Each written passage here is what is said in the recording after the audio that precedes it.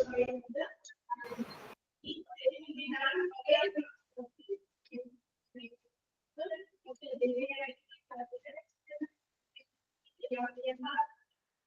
morning. Good morning, ma'am. Good morning, ma'am. Okay, നമ്മൾ കഴിഞ്ഞ ക്ലാസ്സിൽ ക്വാളിറ്റി മാനേജ്മെന്റ് എവിടെ വരെ എടുത്തു? എവിടെ വരെ എടുത്തത്?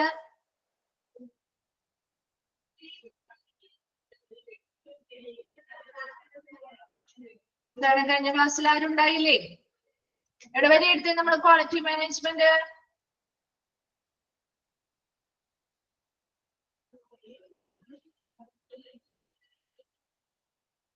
എന്താണ് ഒന്ന് റെസ്പോണ്ട് ചെയ്തേ? എവിടെ വരെയാ ക്ലാസ് എടുത്തത്? നിർത്തിയത് എവിടെ വരെയായിരുന്നു?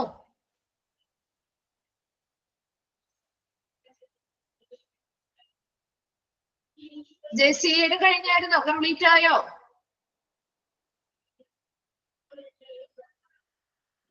മാം JCI 5th edition തൊട്ടാണ് സ്റ്റാർട്ട് ചെയ്യണ്ടേ?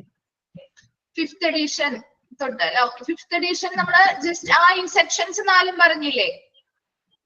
പറഞ്ഞിരുന്നു. ഓക്കെ, സെക്ഷൻസ് 4 പറഞ്ഞു അല്ലെ? ഓക്കെ, നമുക്ക് ജസ്റ്റ് ഒന്ന് റിവൈൻഡ് ചെയ്തിട്ട് പോവാം. ഓക്കെ, അപ്പൊ 5th എഡിഷൻ എന്ന് പറയുന്നത് അത് പ്രാബല്യത്തിൽ വന്നത് ഏത് വർഷമാണ്? 1st April 2014 മുതലാണ് അത് പ്രാബല്യത്തിൽ വന്നത് അല്ലെ? അതിൽ 4 സെക്ഷൻസ് ആയിട്ട് തിരിച്ചിട്ടുണ്ട്. സെക്ഷൻ 1, സെക്ഷൻ 2, സെക്ഷൻ 3, സെക്ഷൻ 4 അങ്ങനെ 4 സെക്ഷൻസ് ആയിട്ട് തിരിച്ചിട്ടുണ്ടായിരുന്നു. അതിൽ സെക്ഷൻ 1 എന്ന് പറയുന്നത് അക്രഡിറ്റേഷൻ ലഭിക്കാൻ വേണ്ടിയിട്ട് ഒരു സ്ഥാപനം ചെയ്യേണ്ട കാര്യങ്ങളാണ് സെക്ഷൻ 1 വരുന്നത് അല്ലെ? സെക്ഷൻ 2 പേഷ്യന്റ് സെന്റേർഡ് സ്റ്റാൻഡേർഡ്സ് ആണ്, രോഗിയെ കേന്ദ്രീകരിച്ചിട്ടുള്ള മാനദണ്ഡങ്ങളാണ് സെക്ഷൻ 2 വരുന്നത്. നമ്മൾ പറഞ്ഞിരുന്നു 4 സെക്ഷൻസ് ആയിട്ട് തിരിച്ചിട്ടുണ്ടെങ്കിൽ അതിനുള്ളിൽ എന്ത് വരുന്നുണ്ട്? ചാപ്റ്റേഴ്സ് വരുന്നുണ്ട്. കഴിഞ്ഞ ക്ലാസ്സിൽ പറഞ്ഞല്ലേ? അപ്പൊ അത് കണക്ട് ചെയ്താലേ നിങ്ങൾക്ക് ഇനി വരുന്നത് മനസ്സിലാവുള്ളൂ കേട്ടോ. അതിന് വേണ്ടിയാണ് ഓൾറെഡി ആദ്യം പറഞ്ഞു തരുന്നത്. അപ്പൊ 4 സെക്ഷൻസ് ആയിട്ട് തിരിച്ചിട്ടുണ്ടെങ്കിൽ ആ സെക്ഷന്റെ ഉള്ളിൽ എന്തുണ്ട്?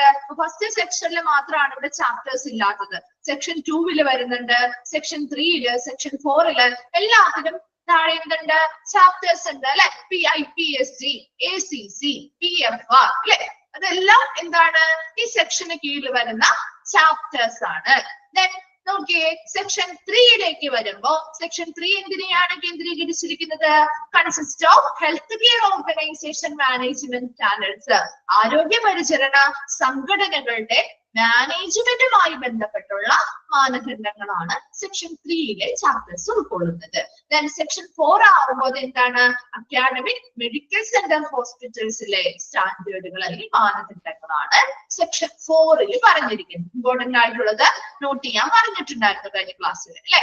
ഇത്രയും കാര്യങ്ങൾ ഓക്കെ ആണോ?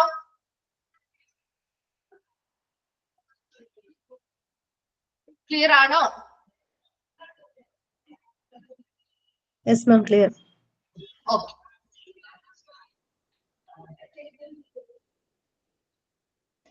Okay. നെക്സ്റ്റ് ഇനി നമ്മൾ പറയാൻ പോകുന്നത്, ഇപ്പൊ 4 സെക്ഷൻസ് ആയിട്ട് തിരിച്ചു എന്ന് പറഞ്ഞല്ലോ. അപ്പൊ അതിൽ നിങ്ങൾ ബേസ് എന്തായാലും നിങ്ങൾക്ക് ആ ബേസ് കിട്ടിയാൽ മാത്രമേ, ഇതിപ്പോ നാവിലാണെങ്കിൽ നമ്മൾ പഠിക്കുമ്പോൾ ഇതേപോലെ തന്നെയാണ് ഇവിടെയും പഠിക്കുന്നത് കേട്ടോ. ചെറിയ വ്യത്യാസങ്ങൾ മാത്രമേ ഉള്ളൂ. അപ്പൊ ഇവിടെ 4 സെക്ഷൻ ആയിട്ട് തിരിച്ചിട്ടുണ്ടെങ്കിൽ അതിനുള്ളിൽ എന്തുണ്ട്? ചാപ്റ്റേഴ്സ് ആയിട്ട് തിരിച്ചിട്ടുണ്ട് അല്ലെ? അതിനുള്ളിൽ ഓരോ സെക്ഷനുള്ളിലും ചാപ്റ്റേഴ്സ് ആയിട്ട് തിരിച്ചിട്ടില്ലേ? ഇനി ആ ചാപ്റ്ററിനുള്ളിൽ എന്താ ഉള്ളത്? ഓരോ ചാപ്റ്റർ ഇപ്പൊ നിങ്ങൾ ഒരു ചാപ്റ്റർ പഠിക്കാറുണ്ട്, ഓരോ ചാപ്റ്റേഴ്സ് ആയിട്ടല്ലേ മോഡ്യൂൾ വൈസ് പഠിക്കുന്നേ? അപ്പൊ ചാപ്റ്ററിനുള്ളിൽ നിങ്ങൾ ഒരുപാട് കാര്യങ്ങൾ പഠിക്കുന്നില്ലേ? ഓരോ ചാപ്റ്ററിന്റെ ഉള്ളിലും ഒരുപാട് കാര്യങ്ങൾ പഠിക്കുന്നുണ്ട് അല്ലെ? അതുപോലെ തന്നെ ഇവിടെ ചാപ്റ്റേഴ്സിന്റെ ഉള്ളിൽ എന്താ ഉള്ളത്? ചാപ്റ്റേഴ്സിനുള്ളിൽ എന്താ ഉള്ളത്? സ്റ്റാൻഡേർഡ്സ് ആണുള്ളത്, അല്ലെങ്കിൽ മാനദണ്ഡങ്ങൾ. സ്റ്റാൻഡേർഡ്സ് ആണ് ചാപ്റ്ററിനുള്ളിൽ വരുന്നത്. ഇനി ഈ ഓരോ സ്റ്റാൻഡേർഡ്സിനെയും അല്ലെങ്കിൽ ഓരോ മാനദണ്ഡങ്ങൾക്കും സ്കോർ കൊടുക്കുന്നതിലൂടെയല്ലേ നമ്മുടെ അംഗീകാരങ്ങൾ നൽകുന്നത്? നമ്മൾ പഠിച്ചപ്പോ നിങ്ങൾ പഠിച്ചിരുന്നില്ലേ? ഇല്ലേ? നമ്മൾ എന്താണ് സ്കോർ കൊടുക്കണം. ഈ സ്റ്റാൻഡേർഡ്സ് കൃത്യമായിട്ട് അവർ പാലിക്കുന്നുണ്ടെങ്കിൽ അതിനനുസരിച്ച് അവർക്ക് സ്കോർ കൊടുക്കുന്നതിലൂടെയാണ് അവർക്ക് എന്ത് കൊടുക്കുന്നത്? അക്രഡിറ്റേഷൻ അല്ലെങ്കിൽ അംഗീകാരം നൽകുന്നത്. അപ്പൊ അവിടെ സ്കോർ കൊടുക്കുക എന്ന് പറയുമ്പോ അവിടെ സ്റ്റാൻഡേർഡിന് വെറുതെ അങ്ങ് സ്കോർ കൊടുക്കാൻ പറ്റുമോ? വെറുതെ അങ്ങ് സ്റ്റാൻഡേർഡ് പാലിക്കുന്നുണ്ട് എന്ന് വെറുതെ ഞങ്ങൾക്ക് കൊടുക്കാൻ പറ്റുമോ ആ സ്കോർ? ഇല്ല. അപ്പൊ അതിന് വേണ്ടിയിട്ട് അവർ എന്ത് ചെയ്യണം? സ്റ്റാൻഡേർഡിനുള്ളിലുള്ള ഓരോ കാര്യങ്ങളും കൃത്യമായിട്ട് എന്ത് ചെയ്യണം? മെഷർ ചെയ്യണം, അല്ലെ? ആ മെഷർ ചെയ്യുന്ന കുറച്ച് എലമെന്റ്സ് ഉണ്ട്, അതാണ് മെഷറബിൾ എലമെന്റ്സ്. ഇപ്പൊ സ്റ്റാൻഡേർഡിനുള്ളില് ഇപ്പൊ അതിനൊരു എക്സാമ്പിൾ പറയുകയാണെങ്കിൽ ഇപ്പൊ ഒരു സ്റ്റാൻഡേർഡ്, ഒരു സേഫ്റ്റി സ്റ്റാൻഡേർഡ് ആണ്, സുരക്ഷയുമായി ബന്ധപ്പെട്ട ഒരു മാനദണ്ഡം സ്റ്റാൻഡേർഡ് ആണ് നമ്മൾ നോക്കുന്നതെങ്കിൽ അതിനുള്ളിൽ വരുന്ന മെഷറബിൾ എലമെന്റ്സ് എന്ന് പറയുന്നത് ഏതൊക്കെയായിരിക്കാം? അവിടെയുള്ള ആക്സിഡന്റ് റേറ്റ് എത്രത്തോളം ഉണ്ട്? സേഫ്റ്റിയുമായി ബന്ധപ്പെട്ട ഒരു എലമെന്റ് അല്ലേ അത്? ആക്സിഡന്റ് റേറ്റ് എത്രത്തോളം ഉണ്ട്? ഇനി അവിടത്തെ തന്നെ ആ ഒരു സ്ഥാപനത്തിന്റെ ഭാഗത്തു നിന്നുണ്ടാവുന്ന ഇൻസിഡന്റുകൾ, അല്ലെ, സംഭവങ്ങൾ ഉണ്ടെങ്കിൽ അതിന്റെ ഇൻസിഡന്റ് റിപ്പോർട്ടുകൾ എങ്ങനെയാണ്? എത്ര ഇൻസിഡന്റ് റിപ്പോർട്ടുകൾ ചെയ്യപ്പെട്ടു? അതുപോലെ തന്നെ അവിടെ നമ്മുടെ സേഫ്റ്റിയുമായി ബന്ധപ്പെട്ട പ്രൊസീജിയേഴ്സ് അല്ലെങ്കിൽ നടപടിക്രമങ്ങളുമായി ബന്ധപ്പെട്ട് വരുന്ന കംപ്ലൈന്റ്സ് എത്രത്തോളം ഉണ്ട്? ഇതെല്ലാം ആ ഒരു സേഫ്റ്റി സ്റ്റാൻഡേർഡിനുള്ളിൽ വരുന്ന മെഷറബിൾ എലമെന്റ്സ് ആണ്. ഈ പറയുന്ന എലമെന്റ്സ് അല്ലെങ്കിൽ ക്രൈറ്റീരിയാസ് എല്ലാം നോക്കിയിട്ടാണ് നമ്മൾ എന്ത് ചെയ്യുന്നത്? സ്റ്റാൻഡേർഡിന് സ്കോർ കൊടുക്കുന്നത്. ക്ലിയർ ആയോ? ഇത്രയും ഓക്കെ ആയോ? അപ്പൊ എപ്പോഴും നിങ്ങൾ ചിന്തിക്കേണ്ട ഒരു കാര്യം എന്ന് പറയുന്നത്, സെക്ഷൻസ് 4 സെക്ഷൻ ആയിട്ട് തിരിച്ചിട്ടുണ്ടെങ്കിൽ അതിന് കീഴിൽ വരുന്നത് എന്താ? ആ ഓരോ സെക്ഷനിലെയും കീഴിൽ വരുന്നത് എന്താ? ചാപ്റ്റേഴ്സ് ആണ്, അല്ലെ? ഇനി ചാപ്റ്റേഴ്സിന്റെ ഉള്ളിൽ വരുന്നത് എന്താണ്? സ്റ്റാൻഡേർഡ്സ്, അല്ലെ? ഓരോ ചാപ്റ്ററിനുള്ളിലും സ്റ്റാൻഡേർഡ്സ് അല്ലെങ്കിൽ മാനദണ്ഡങ്ങളാണ്. ഒരുപാട് സ്റ്റാൻഡേർഡ്സ് ഉണ്ട്. അപ്പൊ എല്ലാം നമ്മൾ ഇവിടെ പഠിക്കേണ്ട കാര്യമില്ല, അതിന്റെ നമ്പർ മാത്രമേ നിങ്ങൾക്ക് ഇവിടെ പഠിക്കാനുള്ളൂ കേട്ടോ. അത്രയും സ്റ്റാൻഡേർഡ്സ് ഉണ്ട്. ആ സ്റ്റാൻഡേർഡ്സിനുള്ളിൽ അല്ലെങ്കിൽ സ്റ്റാൻഡേർഡ്സിന് സ്കോർ കൊടുക്കണമെങ്കിൽ നമ്മൾ എന്ത് നോക്കണം? അതിനുള്ളിൽ വരുന്ന മെഷറബിൾ എലമെന്റ്സ് അല്ലെങ്കിൽ അളക്കാവുന്ന ഘടകങ്ങൾ അല്ലെങ്കിൽ ഇങ്ങനെയുള്ള ക്രൈറ്റീരിയാസ് നോക്കിയാണ് നമ്മൾ സ്റ്റാൻഡേർഡിന് സ്കോർ കൊടുക്കുന്നത്. ഇത്രയും ആ ഒരു ബേസിക് ആയിട്ടുള്ള കാര്യങ്ങൾ ക്ലിയർ ആണോ? എന്നാൽ മാത്രമേ നെക്സ്റ്റ് പറയുമ്പോൾ മനസ്സിലാവുള്ളൂ കേട്ടോ. അതിന് വേണ്ടിയാണ് മിസ് ഓൾറെഡി ഒന്നും കൂടി പറഞ്ഞു തന്നത്. ഓക്കെ, നെക്സ്റ്റ് നോക്കിയേ. JCA 5th എഡിഷൻ, അവിടെ 2 പ്രാവശ്യം 5th എഡിഷൻ എന്ന് പറയുന്നുണ്ട്, അത് ഒരെണ്ണം മതി കേട്ടാ. JCA 5th edition of the hospital സ്റ്റാൻഡേർഡ്സില് എത്ര സ്റ്റാൻഡേർഡ്സ് ഉണ്ടെന്നാ പറയുന്നേ? JCA 5th എഡിഷനില് നമ്മൾ പറഞ്ഞു 4 സെക്ഷൻ ഉണ്ട്, അതിനുള്ളില് മൊത്തം 16 ചാപ്റ്റേഴ്സ് ഉണ്ട്. എണ്ണി നോക്കിയാൽ നിങ്ങൾക്ക് മനസ്സിലാവും, ഇവിടെ മൊത്തം 16 ചാപ്റ്റേഴ്സ് ആണുള്ളത്. ഈ 16 ചാപ്റ്റേഴ്സിനും ഈ 4 സെക്ഷന്റെയും ഉള്ളിലായിട്ട് എല്ലാ ചാപ്റ്ററിലെയും സ്റ്റാൻഡേർഡുകളുടെ എണ്ണമാണ് ഇവിടെ പറഞ്ഞിരിക്കുന്നത്. 285 സ്റ്റാൻഡേർഡ്സ് അല്ലെങ്കിൽ മാനദണ്ഡങ്ങളാണ് ഈ JCA 5th എഡിഷനിൽ ഉൾപ്പെട്ടിരിക്കുന്നത്. അത് ഇമ്പോർട്ടന്റ് ആണ് കേട്ടോ. ആ 2 നമ്പറും ഒന്ന് നോട്ട് ചെയ്ത് വെച്ചേക്കാം. നെക്സ്റ്റ് നമ്മൾ പറഞ്ഞു, സ്റ്റാൻഡേർഡ്സ് നോക്കണമെങ്കിൽ, സ്റ്റാൻഡേർഡ്സിൽ സ്കോർ കൊടുക്കണമെങ്കിൽ എന്ത് നോക്കണം? അതിനുള്ളിലുള്ള മെഷറബിൾ എലമെന്റ്സ് അല്ലെങ്കിൽ അളക്കാവുന്ന ഘടകങ്ങൾ നോക്കണം, അല്ലെ? അതിന്റെ നമ്പർ എത്രയാണ്? 1160 മെഷറബിൾ എലമെന്റ്സ് ആയിരിക്കും ഈ 285 സ്റ്റാൻഡേർഡ്സിലും കൂടി ഉൾപ്പെടുന്നത്. 285 സ്റ്റാൻഡേർഡ്സ് ഉണ്ട്, അതിനുള്ളിൽ വരുന്ന മെഷറബിൾ എലമെന്റ്സിന്റെ എണ്ണം എത്രയാണ്? 1160 ആണ്. ഇനി ഈ പറയുന്ന സ്റ്റാൻഡേർഡ്സും മെഷറബിൾ എലമെന്റ്സ് എല്ലാം എന്ത് ചെയ്യുന്നുണ്ട്? ഇവര് സ്റ്റാൻഡേർഡ്സ് പരിഷ്കരിക്കുമ്പോ ഒന്നും കൂടി പുനരെന്ത് ചെയ്യുന്നു? അവരെന്ത് ചെയ്യും? റീ എക്സാമിൻ ചെയ്ത് വീണ്ടും അടുത്തൊരു എന്താണ് പബ്ലിക്കേഷൻ നടത്തും, അല്ലെ? അപ്പൊ അവിടെ എന്തായിരിക്കും ആ സമയത്ത് ഈ സ്റ്റാൻഡേർഡ്സിലും ഈ മെഷറബിൾ എലമെന്റ്സിന്റെയും ചാപ്റ്റേഴ്സിന്റെ ഒക്കെ എണ്ണം എന്തായിരിക്കും? വ്യത്യാസപ്പെടാം, ഒരുപോലെ തന്നെ ആയിരിക്കില്ല, അതിൽ പല മാറ്റങ്ങളും സംഭവിക്കും കേട്ടോ. അപ്പൊ ഈ ഒരു 5th സ്റ്റാൻഡേർഡ് 5th എഡിഷന്റെ കാര്യമാണ് ഇവിടെ പറഞ്ഞിരിക്കുന്നത് കേട്ടോ. 5th എഡിഷനിൽ 4 സെക്ഷൻസ് ഉണ്ട്, അതിനുള്ളിൽ 16 ചാപ്റ്റേഴ്സ് വരുന്നുണ്ട്. ആ 16 ചാപ്റ്റേഴ്സിലുമായിട്ട് 285 സ്റ്റാൻഡേർഡ്സ് വരുന്നുണ്ട്. ആ 285 സ്റ്റാൻഡേർഡ്സിനുള്ളിലായിട്ട് 1160 മെഷറബിൾ എലമെന്റ്സും വരുന്നുണ്ട്. ക്ലിയർ ആണോ? അത് ഓക്കെ ആണോ? ഓക്കെ, നെക്സ്റ്റ് നോക്കിയേ, റിവിഷൻ ഓഫ് സ്റ്റാൻഡേർഡ്സ്. ഇനി ഈ സ്റ്റാൻഡേർഡ്സ് അല്ലെങ്കിൽ മാനദണ്ഡങ്ങൾ പറഞ്ഞു തരുന്നു, എന്ത് ചെയ്യും? അവര് പരിഷ്കരിക്കും, അല്ലെ? The standards will be re-examined and published at least every 3 years. ഓരോ 3 വർഷം കൂടുമ്പോഴും ഇവരെന്ത് ചെയ്യുന്നുണ്ട്? ഈ സ്റ്റാൻഡേർഡ്സ് പുനഃപരിശോധിക്കുകയും എന്താണ് മാറ്റങ്ങൾ വരുത്തി വീണ്ടും പബ്ലിഷ് ചെയ്യുകയും ചെയ്യുന്നു. അപ്പൊ ഓരോ എഡിഷൻ 3 വർഷം കൂടുമ്പോഴാണ് അവർ അടുത്ത എഡിഷൻ പുറത്തിറക്കുന്നത് കേട്ടോ. അപ്പൊ ഓരോ വർഷം എന്താണ്, ഓരോ 3 വർഷം കൂടുമ്പോഴും അവർ ആ ഒരു സ്റ്റാൻഡേർഡ്സിനെ പുനഃപരിശോധിച്ച് വേണ്ടതായിട്ടുള്ള മാറ്റങ്ങൾ വരുത്തി വീണ്ടും എന്ത് ചെയ്യുന്നു, റീപബ്ലിഷിംഗ് നടത്തുന്നു. JCA സർവേ മെത്തഡോളജി, നമുക്കറിയാം JCA ഒരു അക്രഡിറ്റേഷൻ, ഒരു ഇന്റർനാഷണൽ ലെവലിൽ അക്രഡിറ്റേഷൻ കൊടുക്കുന്ന ഒരു സ്ഥാപനമാണ്. അപ്പൊ അവിടെ എന്ന് പറയുന്നത് കൃത്യം അവർ അക്രഡിറ്റേഷൻ അല്ലെങ്കിൽ അംഗീകാരം കൊടുക്കില്ല. അവർ അതിൻ്റെതായ നടപടിക്രമങ്ങളിലൂടെയാണ് അംഗീകാരം കൊടുക്കുന്നത് അല്ലെ. അതിനുവേണ്ടി അവർ ഉപയോഗിക്കുന്ന ഒരു മെത്തേഡാണ് സർവേ മെത്തേഡ് എന്ന് പറയുന്നത്. നമ്മുടെ വീടുകളിലും സർവേ എടുക്കാനൊക്കെ ആളുകൾ വരാറില്ലേ? അതുപോലെ തന്നെ ഇവരും എന്ത് ചെയ്യും, ഒരു സർവേ മെത്തേഡിലൂടെയാണ് ആ ഒരു സ്ഥാപനത്തിന്റെ കാര്യങ്ങളെ വിലയിരുത്തുന്നത്. അപ്പൊ അതിനുവേണ്ടി സർവേ പ്രോസസ് ബിക്കംസ് ഓപ്പറേഷണൽ, നല്ല സർവേ പ്രക്രിയ പ്രവർത്തനക്ഷമമാകുന്നതിന് അവിടെ എന്ത് വേണം, നമ്മുടെ വീടുകളില് സർവേ നടത്താനായിട്ട് ആളുകൾ വരാറില്ലേ? നമ്മുടെ വീട്ടിൽ വരാറില്ലേ?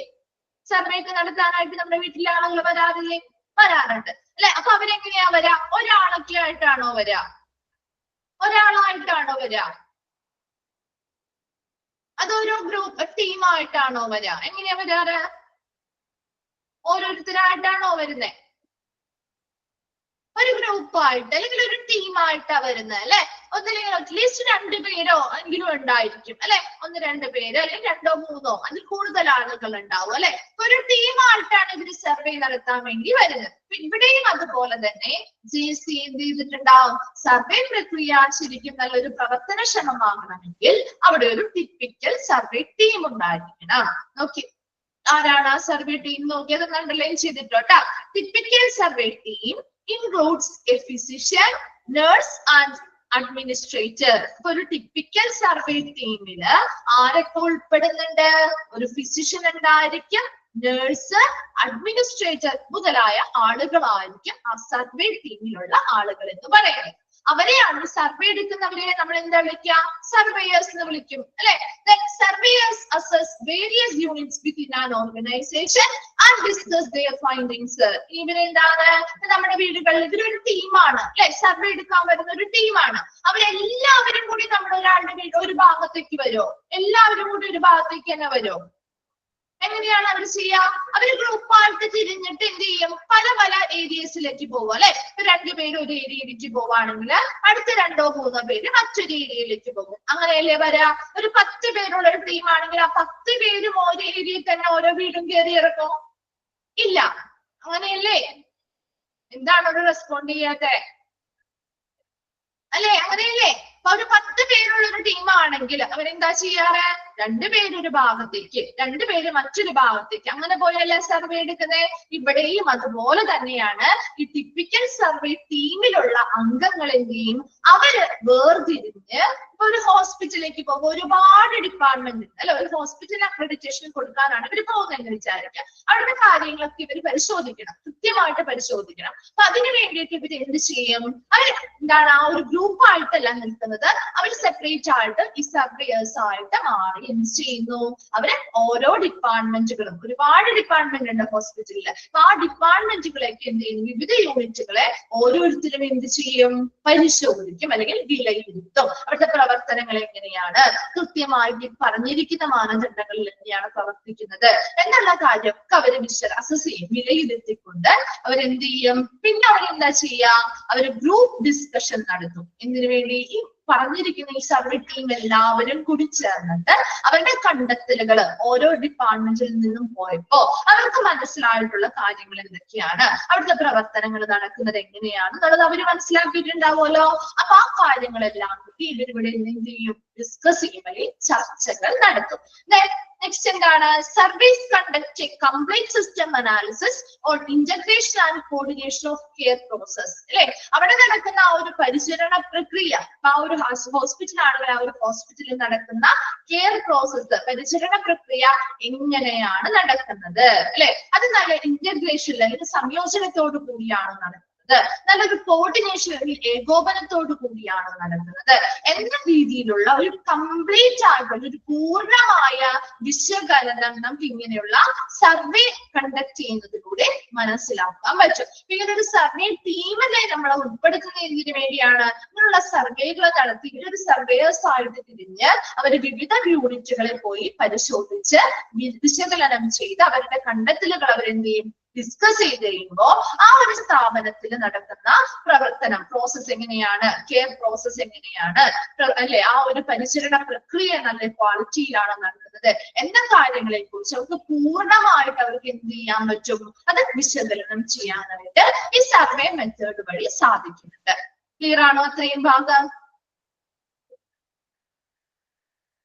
ഓക്കെ, നെക്സ്റ്റ് നമ്മൾ പറയാൻ പോകുന്നത് അക്രഡിറ്റേഷൻ സർവേ. അതായത് അക്രഡിറ്റേഷനിൽ അംഗീകാരത്തിന് വേണ്ടി നമ്മൾ സർവേ നടത്തുമ്പോൾ ജസ്റ്റ് അവിടെ വെറുതെ പോയി അവിടെ എന്ത് ചെയ്യുന്നില്ല, പരിശോധിക്കുകയല്ല ചെയ്യുന്നത്. അതിനൊരു സിസ്റ്റമാറ്റിക് ആയിട്ട് ഒരു മെത്തേഡ് ഉണ്ട്. അതിൽ ഒന്നാമത്തേതാണ് interview with staff and patients and other verbal information. എന്താണ്, അവിടെ നേരിട്ട് അവർ ചെന്ന് അവിടുത്തെ പേഷ്യൻസിനോടും സ്റ്റാഫുകളോടും എന്ത് ചെയ്യുന്നു, ഇന്റർവ്യൂ നടത്തുന്നു അല്ലെങ്കിൽ അഭിമുഖം നടത്തുന്നത് വഴി അവർക്ക് എന്ത് ചെയ്യാൻ പറ്റും, നല്ല രീതിയിലുള്ള വാക്കാലുള്ള വിവരങ്ങള് കളക്ട് ചെയ്യാൻ പറ്റില്ലേ? അല്ലെ, അവിടെ ജോലി ചെയ്യുന്ന സ്റ്റാഫുകളോട് ചോദിക്കുമ്പോൾ കുറെ കാര്യങ്ങൾ മനസ്സിലാവും അല്ലെ.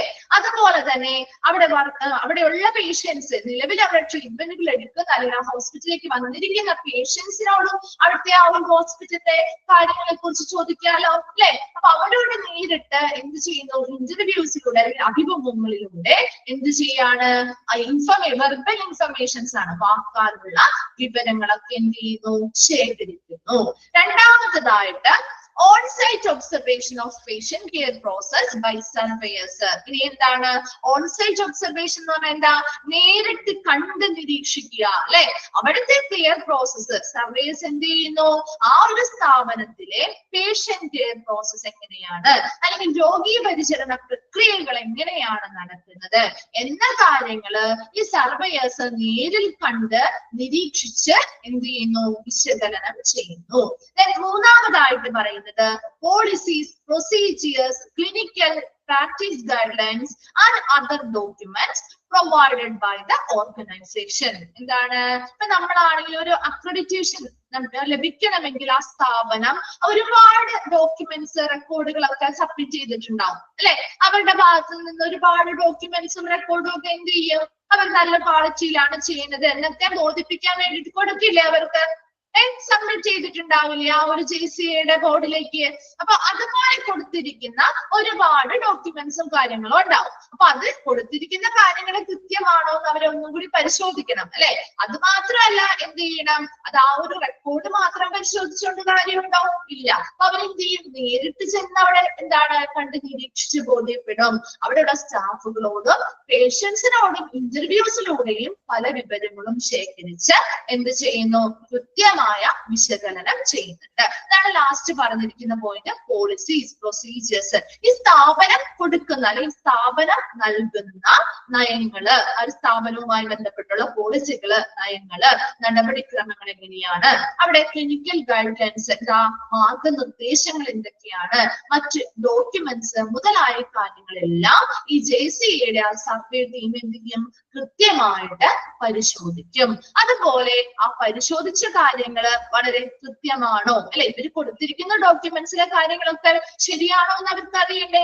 അതിനുവേണ്ടി ഇവരെന്ത് ചെയ്യും, നേരിട്ട് ചെന്ന് കണ്ട് അവിടുത്തെ ആ രോഗി പരിചരണ പ്രക്രിയ എങ്ങനെയാണെന്ന് മനസ്സിലാക്കും. അതുപോലെ പേഷ്യൻസിനോടും സ്റ്റാഫുകളോടും ഇന്റർവ്യൂസിലൂടെയുള്ള ഇൻഫർമേഷൻസും കളക്ട് ചെയ്ത് ഇതെല്ലാം കൂടി അവരെന്ത് ചെയ്യും, ഡിസ്കസ് ചെയ്ത് കൃത്യമായി വിശകലനം ചെയ്ത് ഒക്കെയാണ് എല്ലാ രീതിയിലുമുള്ള കാര്യങ്ങൾ അവിടെ പാലിക്കുന്നുണ്ട് എന്ന് ബോധ്യപ്പെട്ടാൽ മാത്രം അവിടെ എന്ത് കൊടുക്കുന്നുണ്ട്, അക്രഡിറ്റേഷനിൽ അംഗീകാരം നൽകുന്നുണ്ട്. ക്ലിയർ ആണോ? ഓക്കെ ആണോ അത്രയും ഭാഗം? ഓക്കെ, നെക്സ്റ്റ് നോക്കിയേ, സ്കോറിംഗ് ദ സർവേ റിസൾട്ട്. അപ്പൊ ഈ കിട്ടുന്ന സർവേ, നമ്മൾ ഈ സർവേ നടത്തുന്നത് എന്തിനു വേണ്ടിയാ, അവിടെ സ്കോർ കൊടുക്കണം അല്ലെ. സർവേ സ്കോർ കൊടുക്കാൻ വേണ്ടിയിട്ടാണ് നമ്മൾ കൊടുക്കുന്നത്, സർവേകൾ നടത്തുന്നത്. അപ്പൊ ഈ സർവേയുടെ ഫലങ്ങൾ അല്ലെ, സർവേ കിട്ടുന്ന റിസൾട്ടുകൾക്ക് എന്താണ്, റിസൾട്ടുകൾക്ക് സ്കോർ കൊടുക്കണം. അപ്പൊ സ്കോറിലൂടെയാണ് നമുക്ക് ഇവിടുത്തെ അക്രഡിറ്റേഷൻ നമ്മൾ നൽകുന്നത്. കൃത്യമായ സ്കോറുകളും കാര്യങ്ങളും ഒക്കെ ഇവർക്ക് ഓരോന്നിനും വേണം. അപ്പൊ അതിനു വേണ്ടിയിട്ട് സ്കോർ എങ്ങനെയാണ് സ്കോറിംഗ് ചെയ്യുന്നത് നോക്കിയേ. Each standard must contain A scoring of at least 5. അതായത് ഒരു അക്രഡിറ്റേഷന് ഈ സ്ഥാപനത്തിനെ പരിഗണിക്കണമെങ്കിൽ, അക്രഡിറ്റേഷൻ കൊടുക്കാനായിട്ട് അതിനെ പരിഗണിക്കണമെങ്കിൽ അതിൽ ഓരോ സ്റ്റാൻഡേർഡിനും അറ്റ്ലീസ്റ്റ് എത്ര സ്കോർ ഉണ്ടായിരിക്കണം? ഇവര് സർവേ ചെയ്ത് കഴിയുമ്പോൾ ഓരോ സ്റ്റാൻഡേർഡിനും അറ്റ്ലീസ്റ്റ് 5 സ്കോറെങ്കിലും ഉണ്ടായിരിക്കണം. എന്നാൽ മാത്രമേ അവരെന്ത് ചെയ്യുന്നുള്ളൂ? അക്രഡിറ്റേഷന് വേണ്ടി ഈ സ്ഥാപനത്തെ പരിഗണിക്കുള്ളൂ. അപ്പൊ സർവേ ചെയ്യുന്നത് വഴി നമ്മൾ സ്കോർ കൊടുക്കുകയാണ് ചെയ്യുന്നത്. ആ സർവേയുടെ അവസാനം, സർവേയുടെ റിസൾട്ട് ഫലം വരുമ്പോ ആ സ്ഥാപനത്തിന് ഓരോ സ്റ്റാൻഡേർഡ് നോക്കുമ്പോഴും ഓരോ സ്റ്റാൻഡേർഡിനും അറ്റ്ലീസ്റ്റ് എത്ര സ്കോർ ഉണ്ടായിരിക്കണം എന്നാ പറയുന്നത്? 5 സ്കോറെങ്കിലും ഉണ്ടെങ്കിലേ അതിനെ പരിഗണിക്കുകയുള്ളൂ. രണ്ടാമതായിട്ട് ഈച്ച് ചാപ്റ്റർ, ഓരോ ചാപ്റ്ററിനെ നോക്കുമ്പോ ഓരോ ചാപ്റ്ററിനും അറ്റ്ലീസ്റ്റ് എത്ര സ്കോർ ഉണ്ടായിരിക്കണം? 8 സ്കോറെങ്കിലും ഉണ്ടായിരിക്കണം. ഒരു സ്റ്റാൻഡേർഡിനാണെങ്കിൽ അറ്റ്ലീസ്റ്റ് 5 സ്കോറെങ്കിലും ഉണ്ടായിരിക്കണം. ഒരു ചാപ്റ്റർ നോക്കുമ്പോൾ ആ ചാപ്റ്ററിന് എത്ര ഉണ്ടായിരിക്കണം? അറ്റ്ലീസ്റ്റ് 8 സ്കോറെങ്കിലും ഉണ്ടായിരിക്കണം. ഇനി all standard must together average for at least 9. ഇനി എല്ലാ സ്റ്റാൻഡേർഡിനെയും നമുക്ക് ആവറേജ് ചെയ്ത് കഴിയുമ്പോൾ, അല്ലെങ്കിൽ ആവറേജ് ചെയ്യുമ്പോൾ, ടുഗദർ ആവറേജ്, എല്ലാത്തിനെയും ഒരുമിച്ച് ആവറേജ് ചെയ്യുമ്പോൾ അറ്റ്ലീസ്റ്റ് 9 സ്കോറെങ്കിലും ഉണ്ടായിരിക്കും. ഈ പറയുന്ന സ്കോറുകൾക്ക് അനുസരിച്ചാണ് അവർക്ക് അക്രഡിറ്റേഷൻ കൊടുക്കാനായിട്ട് ആ സ്ഥാപനത്തിനെ പരിഗണിക്കുന്നത്. ക്ലിയർ ആയോ? ആ 3 പോയിന്റ് ക്ലിയർ ആയോ? ആ ഓരോ സ്റ്റാൻഡേർഡിനും ഇത്ര സ്കോർ, ഓരോ ചാപ്റ്ററിനും അറ്റ്ലീസ്റ്റ് ആണ് അത്രയെങ്കിലും ഉണ്ടായിരിക്കണം. നമ്മൾ സ്കൂളിൽ പറയില്ലേ, നമ്മൾ സ്കൂളിൽ കുട്ടികളോട് പറയും അല്ലെ, എന്താണ് സ്കൂളിൽ പറയാറ്? സ്കൂളിൽ നമ്മൾ പരീക്ഷ എഴുതുമ്പോ പറയില്ലേ, ഇത്ര മാർക്കാണ് ഒരു ബോർഡർ ലൈൻ അല്ലെ, ആ ഒരു മാർക്കിന് താഴെയാണെങ്കിൽ എന്ത് പറയും? തോറ്റുപോയി അല്ലെ, ഫെയിലായി എന്ന് പറയും. ആ ഒരു മാർക്കിന് മുകളിലേക്കാണെങ്കിൽ അവരെല്ലാവരും പാസ്സായി എന്ന് പറയും ഇല്ലേ? പറയാറില്ലേ? സ്കൂളിൽ അങ്ങനെയല്ലേ പറയുന്നത്? നമ്മൾ പഠിച്ചുകൊണ്ടിരുന്നപ്പോ എല്ലാവർക്കും പരീക്ഷയിൽ അങ്ങനെ തന്നെയാണ് അല്ലെ. അതുപോലെ തന്നെ ഇവിടെയും എന്തുണ്ട്? ഇവര് ആ സർവേ ഒക്കെ എടുത്തു കഴിയുമ്പോ ആ സർവേയില് ഈ സ്റ്റാൻഡേർഡിന് അറ്റ്ലീസ്റ്റ് 5 സ്കോറെങ്കിലും ഉണ്ടെങ്കിലേ അവർ എന്തിലേക്ക് പരിഗണിക്കുള്ളൂ? അക്രഡിറ്റേഷൻ കൊടുക്കാനായിട്ട് പരിഗണിക്കുകയുള്ളൂ. അതുപോലെ ഓരോ ചാപ്റ്ററിനും അറ്റ്ലീസ്റ്റ് എത്ര മാർക്ക് സ്കോർ വേണം? 8 സ്കോർ ഉണ്ടെങ്കിലേ അവരതിലേക്ക് പരിഗണിക്കുകയുള്ളൂ. അതുപോലെ സ്റ്റാൻഡേർഡ്സ് എല്ലാം കൂടി ആവറേജ് ചെയ്തെടുക്കുമ്പോ അറ്റ്ലീസ്റ്റ് 9 എങ്കിലും ഉണ്ടായിരിക്കണം. ആ അത്രയും മാർക്ക് അല്ലെങ്കിൽ അത്രയും സ്കോർ ഉണ്ടെങ്കിൽ മാത്രമേ ഇവർ എന്ത് ചെയ്യുന്നുള്ളൂ? ആ ഒരു അക്രഡിറ്റേഷനിലേക്ക് ആ സ്ഥാപനത്തെ പരിഗണിക്കുകയുള്ളൂ. ക്ലിയർ ആയോ? ഓക്കെ ആണോ?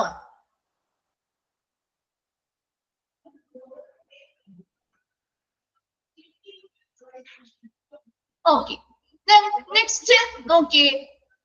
All measurable elements are averaged to obtain the score for this standard. Okay. അത് ജസ്റ്റ് നിങ്ങളൊന്ന് വായിക്കാം. അത് ലാസ്റ്റ് 2 പോയിന്റും അത് 3 കൂടി ഒരുമിച്ച് നമുക്ക് പറയുന്നതായിരിക്കും കുറച്ചും കൂടി എളുപ്പം. ഇനി നോക്കിയേ, സ്കോറിംഗ് സർവേ റിസൾട്ട്. ഈ സർവേ റിസൾട്ട് നമ്മൾ സ്കോർ ചെയ്യുമ്പോ എപ്പോഴും നമ്മൾ ആദ്യം സ്കോർ ചെയ്ത് മാർക്ക് കൊടുക്കുന്നത് എന്തിനു വേണ്ടിയാണ് സ്കോർ കൊടുക്കുന്നത്? ഓരോ മെഷറബിൾ എലമെന്റ്സിനെയുമാണ് നമ്മൾ സ്കോർ ചെയ്യുന്നത് അല്ലെ. പറഞ്ഞില്ലേ, നമ്മള് സ്റ്റാൻഡേർഡിന് മാർക്ക് കിട്ടണമെങ്കിൽ അതിനുള്ളിൽ വരുന്ന മെഷറബിൾ എലമെന്റ്സ് ആണ് നമ്മൾ നോക്കുന്നത് അല്ലെ. ഓരോ മെഷറബിൾ എലമെന്റ്സും കൃത്യമാണെങ്കിൽ അവിടെ എത്ര മാർക്ക് കൊടുക്കണം? എത്ര സ്കോർ കൊടുക്കണം എന്നാ പറഞ്ഞേ? 10 സ്കോർ കൊടുക്കണം. ക്ലിയർ ആവുന്നുണ്ടോ? ഒരു സ്റ്റാൻഡേർഡ്, ആ സ്റ്റാൻഡേർഡിനുള്ളില് ഒരുപാട് മെഷറബിൾ എലമെന്റ്സ് വരുന്നു നമ്മൾ ഓൾറെഡി പറഞ്ഞ കാര്യമാണ്. മെഷറബിൾ എലമെന്റ്സ് എല്ലാം പാലിക്കുന്നുണ്ട്, ഓക്കെയാണ്. എന്തെങ്കിലോ അങ്ങനെ എല്ലാം പൂർത്തിയാക്കിയിട്ടുണ്ട്, എല്ലാം നല്ല രീതിയിൽ നിറവേറ്റുന്ന ഒരു മാനദണ്ഡങ്ങൾ അവരുടെ ഉള്ളിലുള്ള എല്ലാ കാര്യങ്ങളും നിറവേറ്റുന്നുണ്ടെങ്കിൽ അവർക്ക് എത്ര സ്കോർ കൊടുക്കാം? 10 സ്കോർ കൊടുക്കാം. ഇനി പാർഷ്യലി വെച്ചാണ്, ഭാഗികമായിട്ടാണ് അവർ നിറവേറ്റുന്നുള്ളൂ, പൂർണ്ണമായിട്ടും എല്ലാം നിറവേറ്റുന്നില്ല എങ്കിൽ അവിടെ 5 സ്കോർ കൊടുക്കാം. ഒന്നും നിറവേറ്റുന്നില്ലെങ്കിൽ അവിടെ സ്കോർ കൊടുക്കേണ്ട കാര്യമുണ്ടോ? ഇല്ല. അപ്പൊ അവിടെ എത്ര സ്കോർ കൊടുക്കണം? 0 കൊടുത്താൽ മതി. ക്ലിയർ ആയോ? അപ്പൊ 3 എണ്ണം, അതായത് മെഷറബിൾ എലമെന്റ്സിനാണ് നമ്മൾ ആദ്യം സ്കോർ കൊടുക്കുന്നത്. ഒരു സ്റ്റാൻഡേർഡിന്റെ സ്കോർ, സ്റ്റാൻഡേർഡിന്റെ കീഴിൽ വരുന്നത് ആരാണ്? മെഷറബിൾ എലമെന്റ്സ് ആണ്. ആ ഒരു ഹൈറാർക്കി മനസ്സിലായോ നിങ്ങൾക്ക്? ക്ലിയർ ആവുന്നുണ്ടോ? അപ്പൊ ഏറ്റവും മുകളിലുള്ളത് ആരാ? ഏറ്റവും മുകളിൽ വരുന്നത് ഒരു ചാപ്റ്റർ അല്ലെ. 4 സെക്ഷൻസ് ആയിട്ട് തിരിച്ചാൽ അതിനുള്ളിൽ ചാപ്റ്റർ ആണ് വരുന്നത് മിസ് പറഞ്ഞിരുന്നു അല്ലേ. ആ ചാപ്റ്ററിനുള്ളിൽ ഒരുപാട് സ്റ്റാൻഡേർഡ്സ് വരുന്നുണ്ട്. ഈ സ്റ്റാൻഡേർഡിന് സ്കോർ കൊടുക്കണമെങ്കിൽ ഈ മെഷറബിൾ എലമെന്റ്സ് നമ്മൾ എന്ത് ചെയ്യണം? ഇങ്ങനെയുള്ള ക്രൈറ്റീരിയാസ് നമ്മൾ നോക്കണം. അതിനുള്ളിൽ വരുന്ന ഈ മെഷറബിൾ എലമെന്റ്സ് അല്ലെങ്കിൽ ക്രൈറ്റീരിയസ് എല്ലാം കൃത്യമായിട്ട് നിറവേറ്റുന്നുണ്ടെങ്കിൽ അവിടെ നമുക്ക് 10 സ്കോർ കൊടുക്കാം. അതേസമയം ഭാഗികമായിട്ട് പൂർണ്ണമായിട്ടും എല്ലാം ഓക്കെ ആക്കുന്നില്ല എങ്കിൽ നമുക്ക് എന്തിനാ കൊടുക്കാൻ പറ്റുള്ളൂ?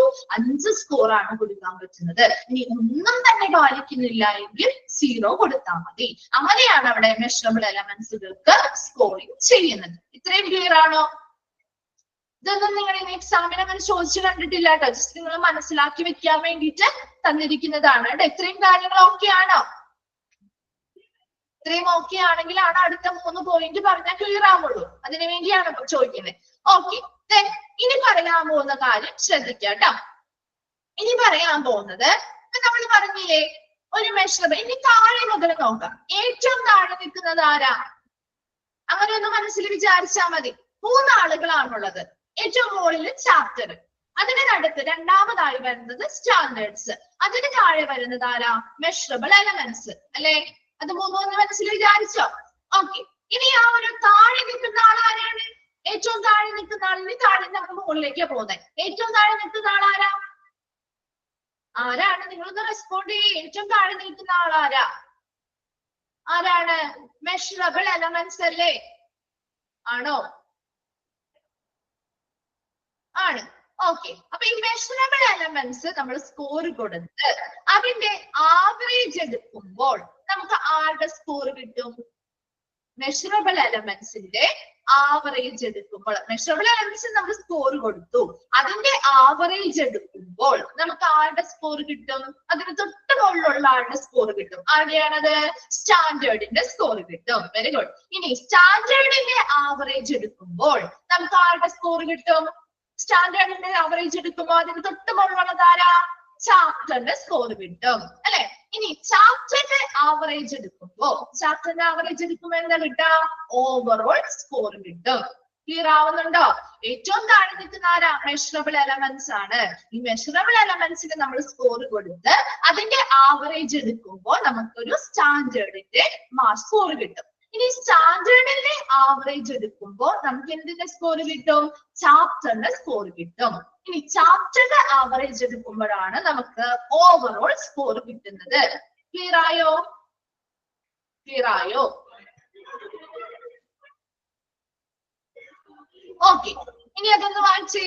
നോക്കി, all measurable elements are averaged to obtain the score for the standard. എന്താ നമ്മൾ പറഞ്ഞ കാര്യം തന്നെ, എല്ലാ മെഷറബിൾ എലമെന്റ്സും ആവറേജ് ചെയ്താൽ നമുക്ക് സ്റ്റാൻഡേർഡിന്റെ സ്കോർ ലഭിക്കുന്നു. Then all standards are averaged to obtain the score of the chapter. എല്ലാ സ്റ്റാൻഡേർഡ്സിന്റെയും ആവറേജ് എടുത്തു കഴിഞ്ഞാൽ നമുക്കൊരു ചാപ്റ്ററിന്റെ സ്കോർ ലഭിക്കുന്നു. And all chapters are averaged to obtain the overall score. എല്ലാ ചാപ്റ്റേഴ്സിന്റെയും ആവറേജ് എടുത്താൽ നമുക്കൊരു ഓവറോൾ സ്കോർ ലഭിക്കുന്നു. ക്ലിയർ ആണോ? അത് ഓക്കെ ആണോ? ഓക്കെ, അത്രയും ഭാഗം ക്ലിയർ അല്ലേ? നമ്മുടെ ആ ഒരു JC എന്ന് പറയുന്ന ഭാഗം കംപ്ലീറ്റ് ആണ് കേട്ടോ. ഇമ്പോർട്ടന്റ് ആയിട്ടുള്ള ഭാഗം മിസ് പറഞ്ഞു തന്നിട്ടുണ്ട്. അത് നോട്ട് ചെയ്ത് സ്ട്രെസ് ചെയ്ത് തന്നെ പഠിക്കേണ്ട. ബാക്കിയുള്ളത് നിങ്ങളൊന്ന് വായിച്ച് മനസ്സിലാക്കി വയ്ക്കുക. ക്ലിയർ ആണല്ലോ? JCയുമായി ബന്ധപ്പെട്ട് ഇനി എന്തെങ്കിലും ഡൗട്ട്സ് ഉണ്ടോ?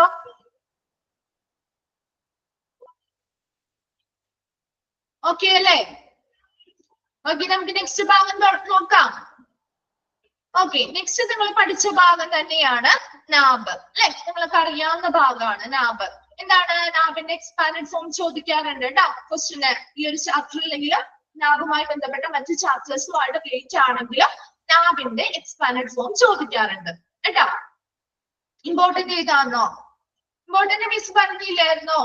JCയുടെ എന്താണ് ആ ഒരു സ്റ്റാൻഡേർഡ്സിന്റെ എണ്ണം, മെഷറബിൾ എലമെന്റ്സിന്റെ എണ്ണം, അതുപോലെ ഇത് എത്ര വർഷം കൂടുമ്പോഴാണ്? സർവേയുടെ ടിപ്പിക്കൽ ടീം, സർവേ ടീമിലുള്ള ആളുകളുടെ ആണ് ചോദിക്കാറ് കേട്ടോ. സർവേ ടീമിലുള്ള ആളുകളുടെ ചോദിക്കാറുണ്ട്. അതുപോലെ അക്രഡിറ്റേഷൻ സർവേയുമായി ബന്ധപ്പെട്ട 3 മെത്തേഡ് ഇല്ലേ? ഇന്റർവ്യൂ, ഓൺ സൈറ്റ് ഒബ്സർവേഷൻ, മറ്റ് ഡോക്യുമെന്റ്സ് കാര്യങ്ങൾ പരിശോധിക്കുക. അത് 3 ആ ഒരു ഭാഗത്ത് നിന്ന് ചോദിക്കാറുള്ളൂ കേട്ടോ. അതിൽ ഇൻക്ലൂഡഡ് ആയതേത്, ഇൻക്ലൂഡഡ് അല്ലാത്തതേത്, ബാക്കിയുള്ള കാര്യങ്ങളൊക്കെ നിങ്ങൾ ഒന്ന് ജസ്റ്റ് വായിച്ച് മനസ്സിലാക്കി വെച്ചാൽ മതി. ഓക്കെ നോക്കിയേ, നാബിന്റെ എക്സ്പാൻഡ് ഫോം എന്താണ്? National accreditation board for hospital and health care providers. ചോദിക്കാറുണ്ട് കേട്ടോ, നാബിന്റെ എക്സ്പാൻഡ് ഫോം ചോദിക്കാറുണ്ട്. Okay, the NAB standards are reformed every 4 years and now the hospital implements 5th edition standards, that is April 2020. എന്താ നമ്മൾ പറഞ്ഞിരുന്നു, JCA standards എത്ര വർഷം കൂടുമ്പോഴാണ് പരിഷ്കരിക്കപ്പെടുന്നത്? JCA standards compare ചെയ്ത് പഠിക്കാം നമുക്ക്. JCA സ്റ്റാൻഡേർഡ്സ് എത്ര വർഷം കൂടുമ്പോഴാണ് പരിഷ്കരിക്കാറ്? വെരി ഗുഡ്, 3 years കൂടുമ്പോഴാണ് അല്ലെ. അതേപോലെ തന്നെ നാബിന്റെയും എത്ര വർഷം കൂടുമ്പോഴാണ് നാബിന്റെ വരിക? അപ്പോ എത്ര വർഷമാണ് നാബിൽ വരിക? 4 years ആണ് കേട്ടോ. രണ്ടും തമ്മിൽ ഒരു വർഷത്തെ വ്യത്യാസമുണ്ട് കേട്ടോ. 3 years ആണ് JCAക്കെങ്കിൽ 4 years 4 വർഷം കൂടുമ്പോഴാണ് നാബിന്റെ സ്റ്റാൻഡേർഡ്സ് എന്ത് ചെയ്യാറ്? പരിഷ്കരിക്കപ്പെടുന്നത്. അതൊന്ന് അണ്ടർലൈൻ ചെയ്ത് വെച്ചോട്ടോ. Every 4 years reformed. The NAB standards are reformed every 4 years. And now the hospital implements. ഇപ്പോ നിലവില് ഹോസ്പിറ്റൽ ഇംപ്ലിമെന്റ് ചെയ്തിരിക്കുന്നത്, നടപ്പിലാക്കിയിരിക്കുന്നത് 5th edition standards ആണ്. അതായത് April 2020 നിലവിൽ വന്ന 5th edition ആണ് ഇപ്പോ നിലവിൽ നടപ്പിലാക്കിയിട്ടുള്ള സ്റ്റാൻഡേർഡ് എന്ന് പറയുന്നത് നാബിന്റെ. The NAB standard centers on patient safety and quality of the delivery of services by the hospital in a changing healthcare environment. എന്താ നമ്മുടെ ആ ഒരു മാറിക്കൊണ്ടിരിക്കുന്ന അല്ലെങ്കിൽ ഒരു വെല്ലുവിളി നിറഞ്ഞ ആരോഗ്യ പരിസ്ഥിതിയില്, ഒരു ഹെൽത്ത് കെയർ എൻവയോൺമെന്റ് അല്ലെങ്കിൽ ആരോഗ്യ പരിചരണ പരിസ്ഥിതിയില് നാബിന്റെ സ്റ്റാൻഡേർഡ്സ് ഏറ്റവും കൂടുതൽ സെന്റർ ചെയ്തിരിക്കുന്നത് അല്ലെങ്കിൽ കേന്ദ്രീകരിച്ചിരിക്കുന്നത് എപ്പോഴും എന്തിലാണ്? ആ ഹോസ്പിറ്റലുകൾ നൽകുന്ന നല്ല ഗുണനിലവാരമുള്ള സർവീസുകളിലും പേഷ്യൻസിന്റെ സുരക്ഷയിലുമാണ് നാബിന്റെ സ്റ്റാൻഡേർഡ്സ് കേന്ദ്രീകരിച്ചിരിക്കുന്നത്. അപ്പൊ നാബിന്റെ സ്റ്റാൻഡേർഡ്സ് അല്ലെങ്കിൽ മാനദണ്ഡങ്ങൾ എന്ന് പറയുന്നത് പ്രധാനമായും അത് കേന്ദ്രീകരിച്ചിരിക്കുന്നത് ആ സ്ഥാപനത്തില് കൊടുക്കുന്ന ഗുണനിലവാരമുള്ള ക്വാളിറ്റിയുള്ള സർവീസിലാണ്. അതുപോലെ തന്നെ പേഷ്യൻസിന്റെ സുരക്ഷ, ഈ രണ്ട് കാര്യങ്ങളിലുമാണ് നാബിന്റെ സ്റ്റാൻഡേർഡ്സ് അല്ലെങ്കിൽ മാനദണ്ഡങ്ങൾ കേന്ദ്രീകരിച്ചിരിക്കുന്നത്.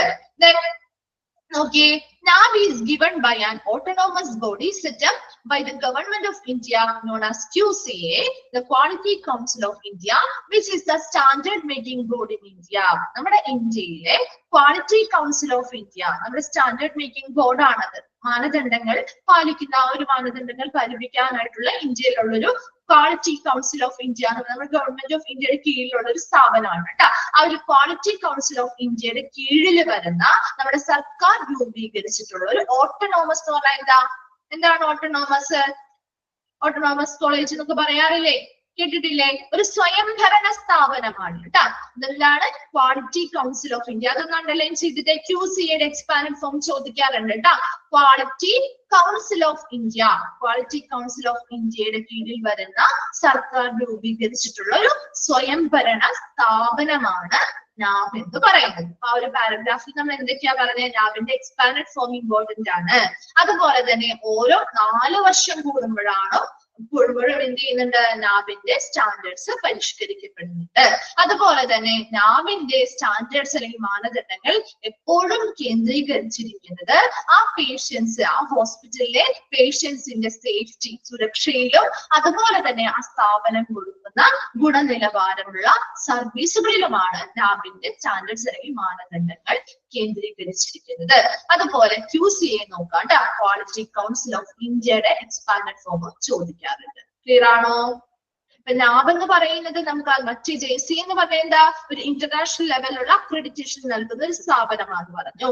നാബ് പ്രധാനമായിട്ടും നമ്മുടെ ഇന്ത്യയിലെ ഹോസ്പിറ്റലുകൾക്ക് അക്രഡിറ്റേഷൻ നൽകുന്ന ഒരു പ്രധാന സ്ഥാപനമാണ് നാബ് എന്ന് പറയും. ക്ലിയർ ആണോ അത്രയും ഭാഗം?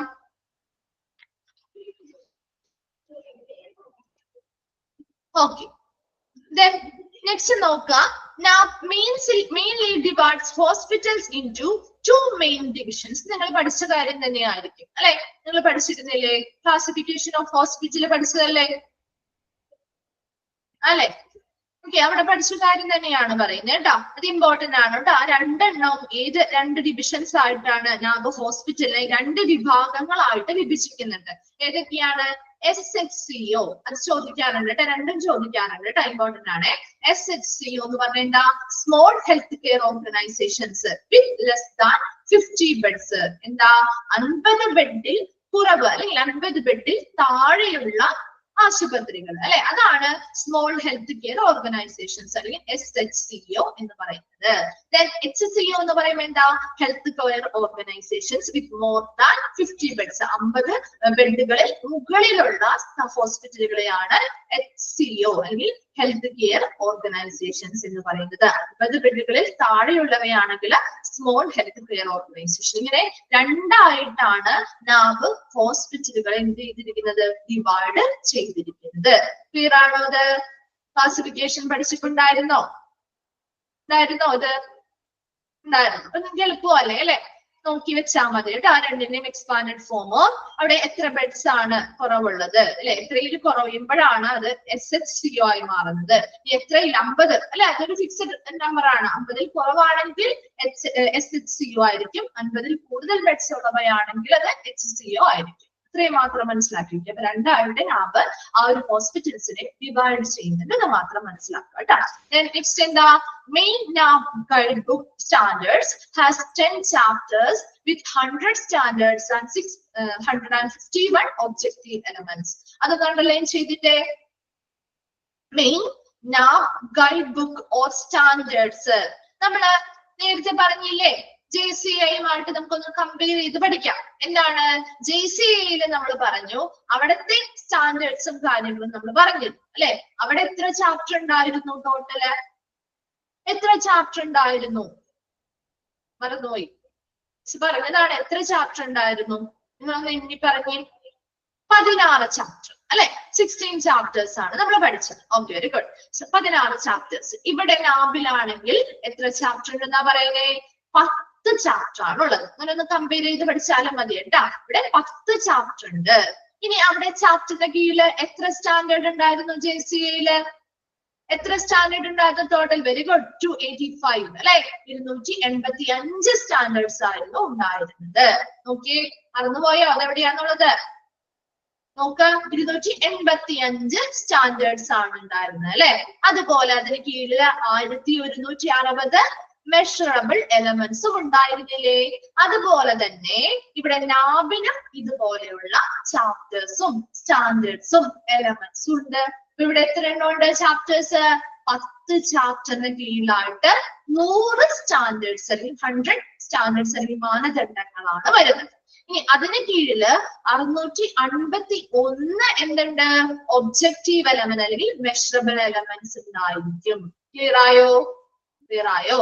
ഇവിടെ 16 ചാപ്റ്റർ, 285 സ്റ്റാൻഡേർഡ്സ്, 1160 മെഷറബിൾ എലമെന്റ്സ് ആണെങ്കിൽ നാബില് വരുമ്പോൾ അത് എത്രയായി? 10 ചാപ്റ്റർ, 100 സ്റ്റാൻഡേർഡ്സ്, 651 ഒബ്ജക്റ്റീവ് എലമെന്റ്സ് അല്ലെങ്കിൽ മെഷറബിൾ എലമെന്റ്സ് ആണുള്ളത്. ഓക്കെ ആണോ? രണ്ടും ഒന്ന് കമ്പയർ ചെയ്ത് പഠിക്കാം കേട്ടോ. ഓക്കെ, നെക്സ്റ്റ് നിങ്ങൾ പഠിച്ചിരിക്കുന്ന കാര്യമാണ്. നിങ്ങൾ നാബിന്റെ ചാപ്റ്റർ പഠിച്ചപ്പോൾ നമ്മൾ ഓൾറെഡി പഠിച്ചു കാണും. Standards refers to a set goal for the performance അല്ലെ. സ്റ്റാൻഡേർഡ്സ് എന്ന് പറയുന്നത് എന്താ? ആ ഒരു സ്ഥാപനത്തിന്റെ അല്ലെങ്കിൽ അവിടുത്തെ പ്രകടന നിലവാരം അല്ലെ. അവിടുത്തെ പ്രകടന നിലവാരത്തിന് വേണ്ടിയല്ലേ നമ്മൾ സ്റ്റാൻഡേർഡ്സ് എന്താണ് ചെയ്യുന്നത് അല്ലെ. അവിടുത്തെ പ്രകടനത്തിനുള്ള ഒരു നിശ്ചിത എന്താ ലക്ഷ്യത്തെ സൂചിപ്പിക്കുന്നതാണ്. അവിടുത്തെ ആ ഒരു പെർഫോമൻസ് എങ്ങനെയുണ്ട് അല്ലെങ്കിൽ അവരുടെ പ്രകടന നിലവാരം എത്രത്തോളം ഉണ്ട്, അതിന്റെ ആ ഒരു ലക്ഷ്യത്തെ സൂചിപ്പിക്കുന്നതാണ് സ്റ്റാൻഡേർഡ് എന്ന് പറയുന്നത്. നല്ല സ്റ്റാൻഡേർഡ് പാലിക്കുന്നുണ്ട് എന്ന് പറഞ്ഞാൽ അതിന്റെ അർത്ഥം എന്താ? അവിടെ നല്ല രീതിയിലുള്ളൊരു പെർഫോമൻസ് ആ സ്ഥാപനം കാഴ്ചവെക്കുന്നുണ്ട് എന്നുള്ളതല്ലേ. അപ്പൊ ആ ഒരു പ്രധാന ലക്ഷ്യം, ആ ഒരു പെർഫോമൻസ് എന്ന് പറയുന്ന ലക്ഷ്യത്തിനെ സൂചിപ്പിക്കുന്ന ഒരു മാനദണ്ഡമാണ് സ്റ്റാൻഡേർഡ്സ് എന്ന് പറയുന്നത്. അപ്പൊ സ്റ്റാൻഡേർഡ്സ് എപ്പോഴും അവരുടെ പെർഫോമൻസിനെയാണ് സൂചിപ്പിക്കുന്നത്. പെർഫോമൻസ് വളരെ മികച്ചതാണെങ്കിൽ സ്റ്റാൻഡേർഡ്സും അതിനനുസരിച്ച് എന്ത് ചെയ്യും? നല്ലതായിരിക്കും. അതേസമയം പെർഫോമൻസ് ലെവൽ അല്ലെങ്കിൽ അവരുടെ പ്രകടന നിലവാരം കുറവാണെങ്കിൽ ആ സ്റ്റാൻഡേർഡ്സിൽ കിട്ടുന്ന സ്കോറിന്റെ എണ്ണത്തിലും വ്യത്യാസങ്ങൾ ഉണ്ടാകും. ക്ലിയർ ആണോ? ദെൻ എലമെന്റ്സ് നമ്മൾ പറഞ്ഞു നേരത്തെ എന്താണ്, ഓൾറെഡി മെഷറബിൾ എലമെന്റ്സിന്റെ കാര്യം നമ്മൾ കഴിഞ്ഞ JCA പറഞ്ഞതാണ്. അതുപോലെ തന്നെ ഇവിടെ നമ്മൾ പറഞ്ഞിരുന്നു എത്ര ഒബ്ജക്റ്റീവ് എലമെന്റ്സ് എന്നും പറയാം കേട്ടോ. അതിനെ ഒബ്ജക്റ്റീവ് എലമെന്റ്സ് അല്ലെങ്കിൽ മെഷറബിൾ എലമെന്റ്സ് ആണ് നാബിലുള്ളത് 651 മെഷറബിൾ എലമെന്റ്സ് ആണ്.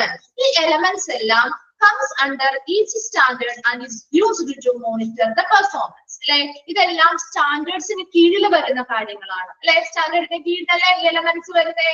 അവയെല്ലാം എന്തിനു വേണ്ടിട്ടാ? Use to monitor the performance അല്ലെ, അവരുടെ പ്രകടനം നിരീക്ഷിക്കാനായിട്ട് ആ ഒരു സ്റ്റാൻഡേർഡിന് കീഴിലുള്ള അവരുടെ പ്രവർത്തനങ്ങൾ എങ്ങനെയാണ് അവർ പ്രകടനങ്ങൾ കാഴ്ചവെക്കുന്നത്, ഒരു സേഫ്റ്റിയുമായി ബന്ധപ്പെട്ടാണെങ്കിൽ അവരെങ്ങനെയാണ് അവിടെ പ്രശ്നങ്ങളൊന്നും ഇല്ലാതെ മറ്റു രീതിയിലുള്ള ആക്സിഡന്റോ കാര്യങ്ങളൊന്നും ഇല്ലാതെയാണ് പ്രവർത്തനങ്ങൾ നടക്കുന്നത്, മറ്റെന്തെങ്കിലും രീതിയിലുള്ള പ്രൊസീജിയേഴ്സുമായി ബന്ധപ്പെട്ട് കംപ്ലൈന്റുകൾ കുറവാണോ എന്ന് മുതലായ എല്ലാ കാര്യങ്ങളും അവിടെ എന്ത് ചെയ്യുന്നുണ്ട്, ചെക്ക് ചെയ്യുന്നുണ്ട് അല്ലെങ്കിൽ നിരീക്ഷിക്കുന്നുണ്ട്. അതിനനുസരിച്ചായിരിക്കും നമ്മൾ അവിടെ സ്റ്റാൻഡേർഡിന് സ്കോർ കൊടുക്കുന്നത്. ഇവിടെ നോക്കി, ഈ ഒരു 651 ഒബ്ജക്റ്റീവ് എലമെന്റ്സ് ഉണ്ടെന്ന് നമ്മൾ പറഞ്ഞില്ലേ, അതിനെ 4 കാറ്റഗറി അല്ലെങ്കിൽ 4 ടൈപ്പായിട്ട് കാറ്റഗറി ആയിട്ട് തിരിച്ചിട്ടുണ്ട്. അത് ഇമ്പോർട്ടന്റ് ആണ് കേട്ടോ. നിങ്ങൾ രാവിലെ പഠിച്ചിരുന്നില്ലേ? കോർ കാറ്റഗറി പഠിച്ചിരുന്നോ? കമ്മിറ്റ്മെന്റ് കാറ്റഗറി പഠിച്ചിരുന്നോ? അവിടെയും അതുപോലെ തന്നെ കിടപ്പുണ്ടല്ലോ ഈ സെന്റൻസ് തന്നെ പഠിച്ചതല്ലേ? എന്താണ് ഓർമ്മയില്ലേ? ഓക്കെ, അപ്പൊ 4 കാറ്റഗറി ആയിട്ട് നമ്മൾ ഈ ഒരു ഒബ്ജക്റ്റീവ് എലമെന്റ്സ് അല്ലെങ്കിൽ മെഷറബിൾ എലമെന്റ്സിനെ തിരിക്കുന്നുണ്ട്. ഏതൊക്കെയാണത്? അപ്പൊ നിങ്ങൾ തന്നെ ഒന്ന് പറഞ്ഞേ, ഏതൊക്കെയാണ് 4 കാറ്റഗറീസ്? പഠിച്ച ആളുകൾ തന്നെ ഒന്ന് പറഞ്ഞു തന്നെ, ഏതൊക്കെയാണ്? അത് ഞങ്ങൾ ആരും ക്ലാസ്സിൽ ഉണ്ടായില്ലെന്നായിരിക്കും അല്ലെ. നോക്കിയേ, ഫസ്റ്റ് കാറ്റഗറി ഏതാ? Core category. 102 102 എണ്ണം, ഈ 651 102 എണ്ണം എന്ന് പറയുന്നത് കോർ കാറ്റഗറിയിൽ വരുന്നത്. അതെന്താണ് ആ കോർ കാറ്റഗറി എന്നത് കൊണ്ട് ഉദ്ദേശിക്കുന്നത്? എന്തായിരിക്കും? എന്തായിരിക്കും? ഇത് പഠിച്ചാലേ മറന്നുപോയത്. എന്താണ് കോർ കാറ്റഗറി എന്ന് പറഞ്ഞാല്? 102 എണ്ണം കോർ കാറ്റഗറി. അത് മെയിൻ കാറ്റഗറി ആണ്. എന്താണ് അവിടെ? അടിസ്ഥാന ഏതൊരു ഇവാലുവേഷൻ അല്ലെ, ഏതൊരു അസസ്മെന്റിന്റെയും ഏറ്റവും അടിസ്ഥാനപരമായ ഒരു അത്യാവശ്യമായിട്ട് വിലയിരുത്തേണ്ടതായിട്ടുള്ള എന്താണ് കാര്യങ്ങളാണ് കോർ കാറ്റഗറിയിൽ വരുന്നത്. Which are essentially evaluated during each assessment. ഓരോ അസസ്മെന്റും പ്രാവശ്യമൊന്നും അല്ല, ഇടയ്ക്കിടയ്ക്കും അല്ല, ഏതൊരു അസസ്മെന്റ് നടത്തുമ്പോഴും അവിടെ വളരെ അത്യാവശ്യമായിട്ട് അല്ലെങ്കിൽ വളരെ അടിസ്ഥാനപരമായിട്ട് നോക്കേണ്ടതായിട്ടുള്ള പ്രധാന എലമെന്റ്സ് ആണ് ഈ 102 എണ്ണം എന്ന് പറയുന്നത്. അതിനെ നമ്മൾ എന്ത് പറയുന്നത്? കോർ കാറ്റഗറി എന്ന് പറയുന്നത്. ക്ലിയർ ആയോ? കോർ വിഭാഗം അല്ലെങ്കിൽ core category which are essentially evaluated during each assessment. ഓരോ അസസ്മെന്റ് നടത്തുമ്പോഴും, ഓരോ വിലയിരുത്തലിനും ഓരോ അസസ്മെന്റ് നടത്തുമ്പോഴും അവിടെ അടിസ്ഥാനപരമായിട്ട് അല്ലെങ്കിൽ അത്യാവശ്യമാണ്, വളരെ അത്യാവശ്യമായിട്ട് നോക്കേണ്ട വളരെ പ്രധാനപ്പെട്ട എലമെന്റ്സ് ആണ് ഈ കോർ കാറ്റഗറിയിൽ വരുന്നത്. ക്ലിയർ ആണോ? ഓക്കെ ആണോ? ഒരു പ്രാവശ്യം നിങ്ങൾ ഓൾറെഡി പഠിച്ച കാര്യം തന്നെയാണ്. ഓക്കെ, സെക്കൻഡ് കാറ്റഗറി ഏതാണ്? 459 എണ്ണമുണ്ട്. 459 ആർ ഇൻ കമ്മിറ്റ്മെന്റ് കാറ്റഗറി. എന്താണ്? ആ ഓരോ കാറ്റഗറിയും ജസ്റ്റ് ഒന്ന് അണ്ടർലൈൻ ചെയ്തിട്ടാണ് അതിന്റെ നമ്പറും കേട്ടോ. ആ ഒരു കോർ കാറ്റഗറിയിൽ എത്ര എണ്ണമുണ്ട്? 102 ആണുള്ളത്. ഇനി കമ്മിറ്റ്മെന്റ് കാറ്റഗറിയിൽ വരുമ്പോൾ അത് എത്രയാണ്? 459 ആണ് കേട്ടോ. 459 ആണ് വരുന്നത് കേട്ടോ. Then which will be evaluated during final assessment. ഇത് എപ്പോഴാണ് ഇവാലുവേറ്റ് ചെയ്യുന്നത്? അന്തിമ വിലയിരുത്തൽ അല്ലെ, ഫൈനൽ അസസ്മെന്റ് അല്ലെങ്കിൽ അന്തിമ മൂല്യനിർണയ സമയത്ത് മാത്രം വിലയിരുത്തുന്നവയാണ് കമ്മിറ്റ്മെന്റ് കാറ്റഗറി എന്ന് പറഞ്ഞാൽ പ്രതിബദ്ധത വിഭാഗം. എപ്പോഴും മാത്രമേ നമ്മുടെ വിലയിരുത്തുള്ളൂ?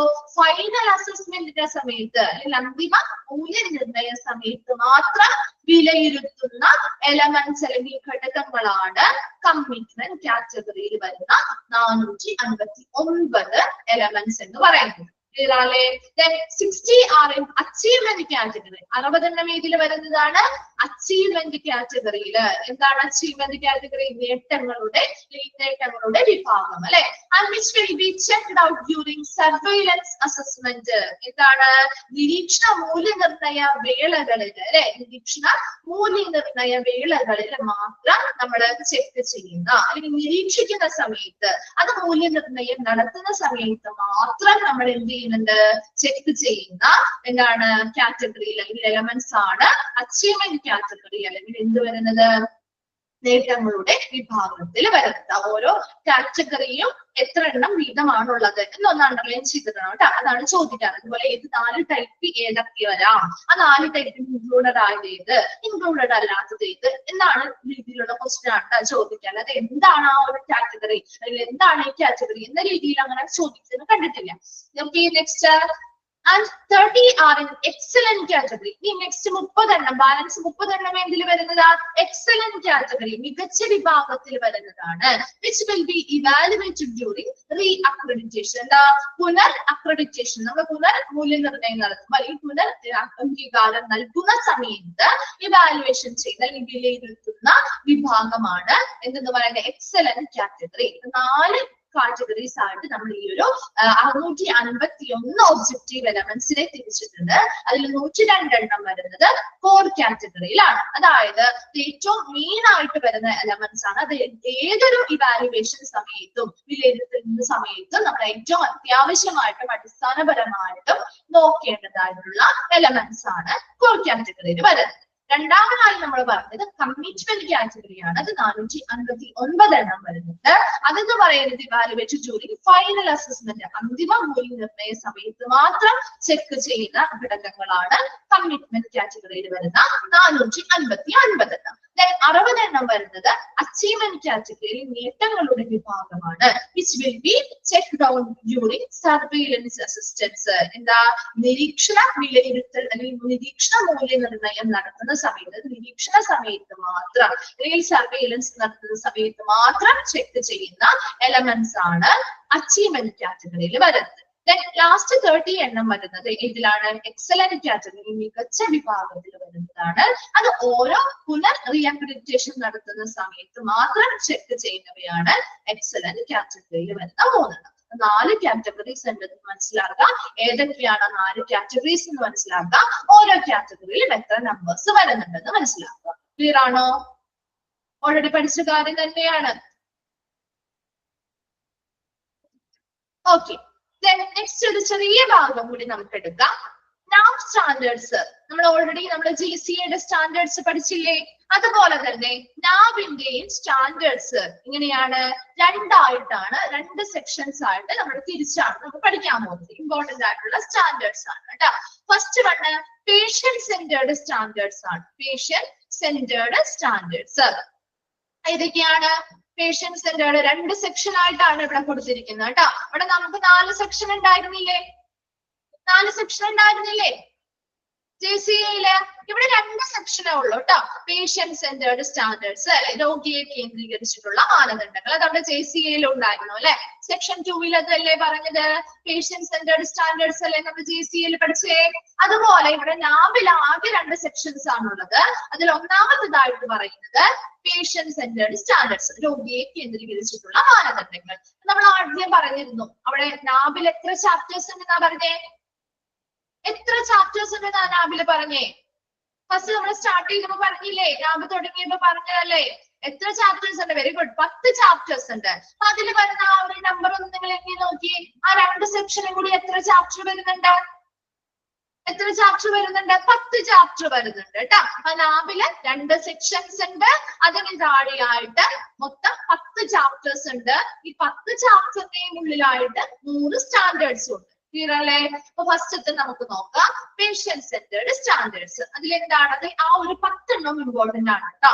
അത് കാരണം ആ ഒരു 10 എണ്ണം നിങ്ങൾക്ക് പഠിക്കാനുള്ളൂ. അപ്പൊ അങ്ങോട്ടും ഇങ്ങോട്ടൊക്കെ തിരിച്ച് ചോദിക്കാം. അപ്പൊ നിങ്ങൾ ഒന്ന് കണക്ട് ചെയ്ത് പേഷ്യൻസുമായിട്ട് റിലേറ്റ് ചെയ്ത് വരുന്നതോ അല്ലെങ്കിൽ എന്താണ് ആ സ്ഥാപനം ചെയ്യുന്നതുമായി ബന്ധപ്പെട്ട് അങ്ങനെ ഒന്ന് കണക്ട് ചെയ്ത് വെച്ച് പഠിച്ചാൽ മതി. നോക്കിയേ ഫസ്റ്റ് പേഷ്യന്റ് സെന്റേർഡ് ആവുമ്പോ നമ്മൾ അതിൽ പറഞ്ഞ പോലെ തന്നെ assessment and continuity of care ACC വരുന്നുണ്ട്. എന്താണ് ആ ഒരു ഇതിലേക്കുള്ള പ്രവേശനം, അതുപോലെ അവരുടെ വിലയിരുത്തൽ നടത്തുക, പേഷ്യൻസിന്റെ തുടർ പരിചരണം ലഭ്യമാക്കുക. ഇതെല്ലാമാണ് ആദ്യത്തെ ചാപ്റ്ററിൽ വരുന്നത്. രണ്ടാമത് കെയർ ഓഫ് പേഷ്യന്റ് COP, എന്താ പേഷ്യൻസിന് കൊടുക്കേണ്ട പരിചരണങ്ങളുമായി ബന്ധപ്പെട്ട കാര്യങ്ങൾ. മാനേജ്മെന്റ് ഓഫ് മെഡിക്കേഷൻ, അവർക്ക് കൊടുക്കുന്ന പേഷ്യൻസിന്റെ മരുന്നുകളുമായി ബന്ധപ്പെട്ടുള്ള മാനേജ്മെന്റുമായി ബന്ധപ്പെട്ട കാര്യങ്ങൾ. പേഷ്യന്റ് റൈറ്റ്സ് ആൻഡ് എഡ്യൂക്കേഷൻ, അല്ലെ നമ്മൾ ഓൾറെഡി അതിൽ പറഞ്ഞ പോയിന്റ്സ് തന്നെ ആയതുകൊണ്ടാണ് മിസ് വേഗം പോകുന്നത്. പേഷ്യന്റ് റൈറ്റ്സ് ആൻഡ് എഡ്യൂക്കേഷൻ, പേഷ്യൻസിന് കൊടുക്കുന്ന അവകാശങ്ങൾ, അല്ലെ പേഷ്യൻസിന്റെ അവകാശങ്ങളും അവർക്ക് ആവശ്യമായ എഡ്യൂക്കേഷണൽ ബോധവൽക്കരണ കാര്യങ്ങളുമാണ് അതിൽ വരുന്നത്. ഹോസ്പിറ്റൽ ഇൻഫെക്ഷൻ കൺട്രോള്, പേഷ്യൻസുമായി ബന്ധപ്പെട്ട ഹോസ്പിറ്റൽസിൽ ഇൻഫെക്ഷൻസ് ഒന്നും വരാൻ പാടില്ല, അല്ലെ അപ്പൊ അതുമായി ബന്ധപ്പെട്ടുള്ള കൺട്രോള്, നിയന്ത്രണം ഒക്കെ കാര്യങ്ങളാണ് എന്തിൽ വരുന്നത്, പേഷ്യന്റ് സെന്റേർഡ് സ്റ്റാൻഡേർഡ്സിൽ വരുന്ന ചാപ്റ്ററുകളാണ് പറഞ്ഞിരിക്കുന്നത്. ചാപ്റ്റർ ജസ്റ്റ് നിങ്ങൾ അതിന്റെ എക്സ്പാൻഡ് ഫോമും ഏതൊക്കെയാണ് ആ ഒരു 5 എണ്ണം വരുന്നതെന്ന് മനസ്സിലാക്കിയിരിക്കുക കേട്ടോ. അസസ് AC വരുന്നുണ്ട്, assessment and continuity of care വരുന്നുണ്ട്, കെയർ ഓഫ് പേഷ്യന്റ് വരുന്നുണ്ട്, മാനേജ്മെന്റ് ഓഫ് മെഡിക്കേഷൻ വരുന്നുണ്ട്, പേഷ്യന്റ് റൈറ്റ്സ് ആൻഡ് എഡ്യൂക്കേഷൻ വരുന്നുണ്ട്, ഹോസ്പിറ്റൽ ഇൻഫെക്ഷൻ കൺട്രോൾ വരുന്നുണ്ട്. ഇതിൽ ഏതെങ്കിലും ഒക്കെ ചിലപ്പോൾ ഇതിൽ നിന്ന് ഒരെണ്ണം എടുത്ത് തന്നിട്ട് അതിൽ ഇൻക്ലൂഡഡ് ആവാത്തത് ഏതെന്ന് ചോദിക്കാം, അല്ലെങ്കിൽ ഇൻക്ലൂഡഡ് ആയത് ഏതൊക്കെയാണ് എന്നും ചോദിക്കാം. ആ 2 രീതിയിലുള്ള ക്വസ്റ്റ്യൻ വരുന്നത് പ്രതീക്ഷിക്കാം കേട്ടോ. നെക്സ്റ്റ് വരുന്നത് ഓർഗനൈസേഷൻ സെന്റേർഡ് സ്റ്റാൻഡേർഡ്സ് ആണ്. ആ ഒരു സ്ഥാപനവുമായി ബന്ധപ്പെട്ട് അല്ലെങ്കിൽ സ്ഥാപനത്തെ കേന്ദ്രീകരിച്ചിട്ടുള്ള മാനദണ്ഡങ്ങളാണ്. ഫസ്റ്റ് പറയുന്നത് പേഷ്യൻസിന് കൊടുക്കുന്ന സുരക്ഷയും അവരുടെ ആ കൊടുക്കുന്ന ഗുണനിലവാരമുള്ള പരിചരണത്തിന്റെ മെച്ചപ്പെടുത്തലുമായി ബന്ധപ്പെട്ട കാര്യങ്ങൾ. അതാണ് PSQ, patient safety and quality improvement. പേഷ്യൻസിന്റെ കൊടുക്കുന്ന സേഫ്റ്റി, സുരക്ഷ ഉറപ്പാക്കലും അവരുടെ ഗുണനിലവാരം ഉറപ്പാക്കുന്നതുമായി ബന്ധപ്പെട്ട, അല്ലെങ്കിൽ എന്താണ് ഗുണനിലവാരം ഇംപ്രൂവ് ചെയ്യുന്നത്, അല്ലെ മെച്ചപ്പെടുത്തുന്നതുമായി ബന്ധപ്പെട്ട കാര്യങ്ങൾ. റെസ്പോൺസിബിലിറ്റി ഓഫ് മാനേജ്മെന്റ് എന്താണ് അവിടുത്തെ മാനേജ്മെന്റിന്റെ റെസ്പോൺസിബിലിറ്റി അല്ലെങ്കിൽ ഉത്തരവാദിത്തങ്ങളുമായി ബന്ധപ്പെട്ട ഒരു chapter. Facility management and safety, നേരത്തെ നമ്മൾ പഠിച്ച കാര്യം തന്നെ FMS, അല്ലെ ഫെസിലിറ്റീസ്, അവർക്ക് കൊടുക്കുന്ന സൗകര്യങ്ങളുമായി ബന്ധപ്പെട്ടതും അതുപോലെ സുരക്ഷ, അതിലൂടെ അവർക്ക് സുരക്ഷ ഉറപ്പാക്കുന്നതുമായി ബന്ധപ്പെട്ട കാര്യങ്ങൾ. ഹ്യൂമൻ റിസോഴ്സ് മാനേജ്മെന്റ് HRM, ആ സ്ഥാപനവുമായി ബന്ധപ്പെട്ട ഹ്യൂമൻ റിസോഴ്സിന്റെ കൃത്യമായ മാനേജ്മെന്റുമായി ബന്ധപ്പെട്ട കാര്യങ്ങൾ. ആൻഡ് ഇൻഫർമേഷൻ മാനേജ്മെന്റ് സിസ്റ്റം, കൃത്യമായ വിവരങ്ങൾ മാനേജ് ചെയ്യുന്നതുമായി ബന്ധപ്പെട്ട ഒരു വ്യവസ്ഥ അല്ലെങ്കിൽ സംവിധാനം, അതുമായി ബന്ധപ്പെട്ട ചാപ്റ്റർ ആണ് ലാസ്റ്റ് ചാപ്റ്റർ IMS എന്ന് പറയുന്നത്. ഇത് ഓർഗനൈസേഷനുമായി ബന്ധപ്പെട്ട സംഘടനയുമായി അല്ലെങ്കിൽ ആ സ്ഥാപനവുമായി കേന്ദ്രീകൃതമായിട്ടുള്ള സ്റ്റാൻഡേർഡ്സ് അല്ലെങ്കിൽ മാനദണ്ഡങ്ങളാണ് സെക്കൻഡ് സെക്ഷനിൽ വരുന്നത്. ഫസ്റ്റ് സെക്ഷനിൽ വരുന്നത് പേഷ്യന്റ് സെന്റേർഡ് ആണ്, രോഗിയെ കേന്ദ്രീകൃതമായിട്ടുള്ള സ്റ്റാൻഡേർഡ്സ് അല്ലെങ്കിൽ മാനദണ്ഡങ്ങളാണ്. അത് രണ്ടും നോക്കി വെക്കുക. 10 സ്റ്റാൻഡേർഡ്സ് അല്ലെങ്കിൽ 10 ചാപ്റ്റേഴ്സ് ഇമ്പോർട്ടന്റ് ആണ്. അതിൽ നിന്ന് അങ്ങോട്ട് ഇങ്ങോട്ടൊക്കെ മാറ്റി മറിച്ചും ചോദിക്കും കേട്ടോ. ക്ലിയർ ആണോ ഭാഗം? ഓക്കെ ആണോ? ഓക്കെ, നമ്മൾ ഇനി നെക്സ്റ്റ് ഒരു ഭാഗത്തേക്ക് കടക്കാൻ പോവാണ്. നമ്മൾ കഴിഞ്ഞ ക്ലാസ്സിൽ പറഞ്ഞില്ലേ, നിങ്ങൾ ഓൾറെഡി നാബ് പഠിച്ചപ്പോൾ നിങ്ങൾ എന്ത് പഠിച്ചിട്ടുണ്ട്? ഒരു 32 കീ പെർഫോമൻസ് ഇൻഡിക്കേറ്റേഴ്സ് ഉണ്ടെന്ന് പഠിച്ചിട്ടില്ലേ? അത് ഏതാണെന്നൊക്കെ എല്ലാം മുഴുവൻ പഠിച്ചിട്ടില്ലെങ്കിലും അങ്ങനെ ഉണ്ടെന്നുള്ള നമ്പർ പഠിച്ചിട്ടില്ലേ? ഇല്ലേ? നാബ് പഠിച്ചപ്പോ പഠിച്ചില്ലേ? ഉണ്ട്. അപ്പൊ അത് ഓരോന്നും നമുക്ക് എന്ത് ചെയ്യാനുണ്ട്? ആ ഒരു 32 എണ്ണത്തിന്റെയും കുറച്ച് കാര്യങ്ങളും അതിന്റെ ഫോർമുലാസും പഠിക്കാനുണ്ട് കേട്ടോ. 32 എണ്ണം. അത് കഴിഞ്ഞാലാണ് നമ്മുടെ ഈ ഒരു ചാപ്റ്റർ കംപ്ലീറ്റ് ആകുന്നത്. അപ്പൊ ആ ഒരു കീ പെർഫോമൻസ് ഇൻഡിക്കേറ്റേഴ്സിന്റെ ഇതൊക്കെയാണ് നമ്മൾ കിടക്കാൻ പോകുന്നത്. നാബ് കീ പെർഫോമൻസ് ഇൻഡിക്കേറ്റേഴ്സ്, അല്ലെ? അവിടുത്തെ പെർഫോമൻസ് എന്തിനാണ് ഈ ഒരു കീ പെർഫോമൻസ് ഇൻഡിക്കേറ്റേഴ്സ് ഉള്ളത്? ഒന്ന് പറഞ്ഞേ നിങ്ങൾ, എന്തിനാണ് ഒരു കീ പെർഫോമൻസ് ഇൻഡിക്കേറ്റേഴ്സ് ഉള്ളത്? അതെന്തിനാണ് അങ്ങനെ ഒരു ഇൻഡിക്കേറ്റേഴ്സ് കൊടുക്കുന്നത്? ആ പേരിൽ നിന്ന് തന്നെ അറിഞ്ഞൂടെ എന്തിനായിരിക്കും ആ ഇൻഡിക്കേറ്റേഴ്സ് അല്ലെങ്കിൽ സൂചകങ്ങള്? അത് കൊടുക്കുന്നത് എന്തിനു വേണ്ടിയാണ്?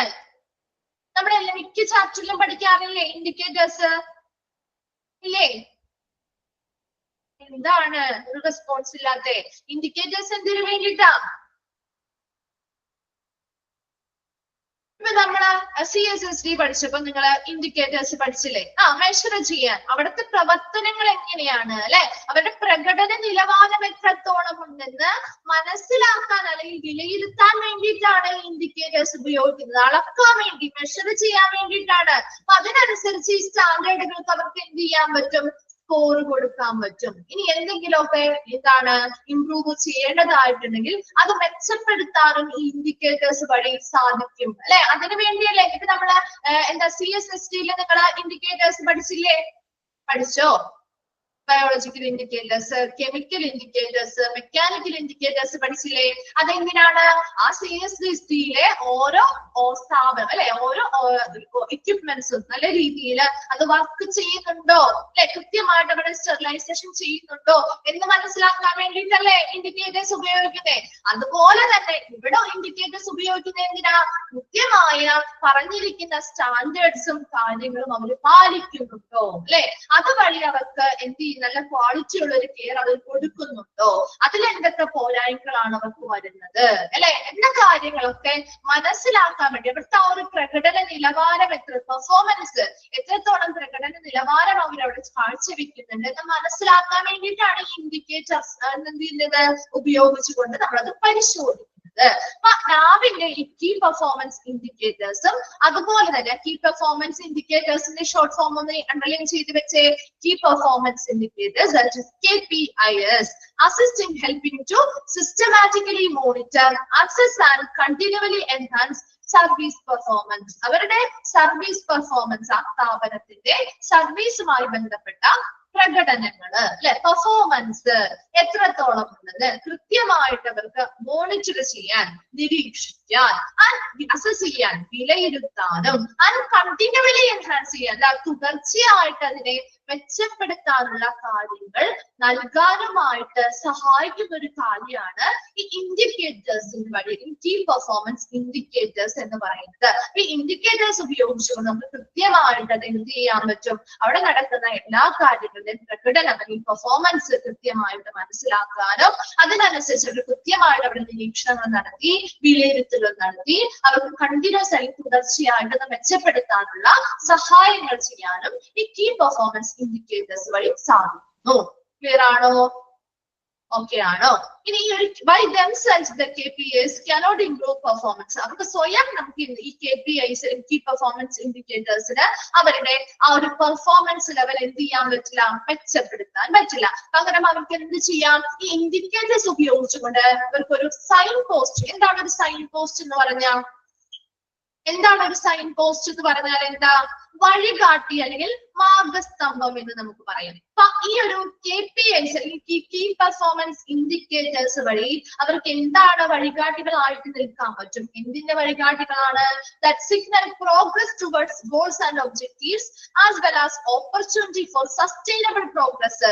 വളരെ ഒരു സുസ്ഥിരമായ പുരോഗതി ആ സ്ഥാപനത്തിന്റെ പ്രവർത്തനങ്ങളുടെ ഒരു സസ്റ്റൈനബിൾ പ്രോഗ്രസ് എന്ന് പറയുന്നത് ഒരു സുസ്ഥിരമായിട്ടുള്ള ഒരു പ്രവൃത്തി അല്ലെങ്കിൽ ഒരു കണ്ടിന്യൂസ് ആയിട്ട് അല്ലെങ്കിൽ തുടർച്ചയായിട്ട് നല്ല രീതിയിൽ മെച്ചപ്പെട്ട പുരോഗതിയിൽ അവിടുത്തെ പ്രവർത്തനങ്ങൾ മുന്നോട്ട് പോകാൻ ആവശ്യമായിട്ടുള്ള അല്ലെങ്കിൽ അവരുടെ ലക്ഷ്യങ്ങൾ അല്ലെങ്കിൽ ഗോൾസ് ഒക്കെ പൂർത്തീകരിക്കാൻ ആവശ്യമായിട്ടുള്ള ഒരു വഴികാട്ടിയായിട്ട് ആർക്ക് നിൽക്കാൻ പറ്റും എന്നാ പറയുന്നേ? ആർക്ക് നിൽക്കാൻ പറ്റുന്നേ? ഈ കീ പെർഫോമൻസ് ഇൻഡിക്കേറ്റേഴ്സിന് സാധിക്കും അല്ലെ. അവർക്ക് സ്വയം അവരുടെ പെർഫോമൻസ് എന്ത് ചെയ്യാൻ പറ്റില്ല? മെച്ചപ്പെടുത്താൻ പറ്റില്ല. പക്ഷെ ഇതുവഴി എന്ത് ചെയ്യാം? ഇതൊരു വഴികാട്ടിയായിട്ട് കാണിക്കാം അല്ലെ. അവർക്ക് എന്ത് ചെയ്യാം? ഈ ഇൻഡിക്കേറ്റേഴ്സ് ഉപയോഗിച്ചുകൊണ്ട് അവർക്ക് ഒരു കണ്ടിന്യൂസ് ആയിട്ട് അല്ലെങ്കിൽ സസ്റ്റൈനബിൾ ആയിട്ട് സുസ്ഥിരമായിട്ട് അവരുടെ പ്രവർത്തനങ്ങള് നല്ല രീതിയിൽ മികച്ചതായിട്ട് അല്ലെങ്കിൽ പ്രോഗ്രസോട് കൂടി പുരോഗതിയോടുകൂടി മുന്നോട്ട് കൊണ്ടുപോകാനും അവരുടെ ലക്ഷ്യങ്ങൾ പൂർത്തീകരിക്കാനും വേണ്ടിയിട്ടുള്ള ഒരു മാർഗദർശിയായിട്ട് അല്ലെങ്കിൽ ഒരു വഴികാട്ടിയായിട്ട് ഈ ഇൻഡിക്കേറ്റേഴ്സിനെ നമുക്ക് ഉപയോഗിക്കാവുന്നതാണ്. ക്ലിയർ ആണോ? അത് നെക്സ്റ്റ് ക്ലാസ്സിൽ വരുമ്പോ നമുക്ക് ആ ഒരു എന്താണ് ആ ഒരു ഫോർമുലാസും കാര്യങ്ങളും ഒക്കെ സ്റ്റാർട്ട് ചെയ്യാം കേട്ടോ. കുറച്ചൊരു 32 എണ്ണം ഉണ്ട്. അതിൽ ഇമ്പോർട്ടന്റ് ആയിട്ടുള്ളത് മിസ് പറഞ്ഞു തരും. അത് നോട്ട് ചെയ്ത് സ്ട്രെസ് ചെയ്ത് കുറച്ച് സ്ട്രെസ് ചെയ്ത് തന്നെ പഠിക്കാം കേട്ടോ. ബാക്കിയുള്ളതൊന്ന് വായിച്ച് മനസ്സിലാക്കി വെച്ചാൽ മതി. 32 എണ്ണം നമ്മൾ കാണാതെ ബൈ ഹാർട്ട് ചെയ്ത് പഠിക്കുക എന്ന് പറയുന്നത് ഡിഫിക്കൽട്ട് ആയിരിക്കും. അതിന് വേണ്ടിയിട്ട് കുറച്ചൊരു 10-15 എണ്ണം എപ്പോഴും റിപ്പീറ്റഡ് ആയിട്ട് ചോദിക്കുന്നത്. അപ്പൊ അങ്ങനെയുള്ള ഇമ്പോർട്ടന്റ് ആയിട്ടുള്ളവ നോക്കി വെച്ച് പഠിച്ചാൽ മതി കേട്ടോ. ഓക്കെ, നെക്സ്റ്റ് ക്ലാസ്സിൽ കാണാം കേട്ടോ. Thank you. Thank you. Thank you, ma'am. Thank you, ma'am.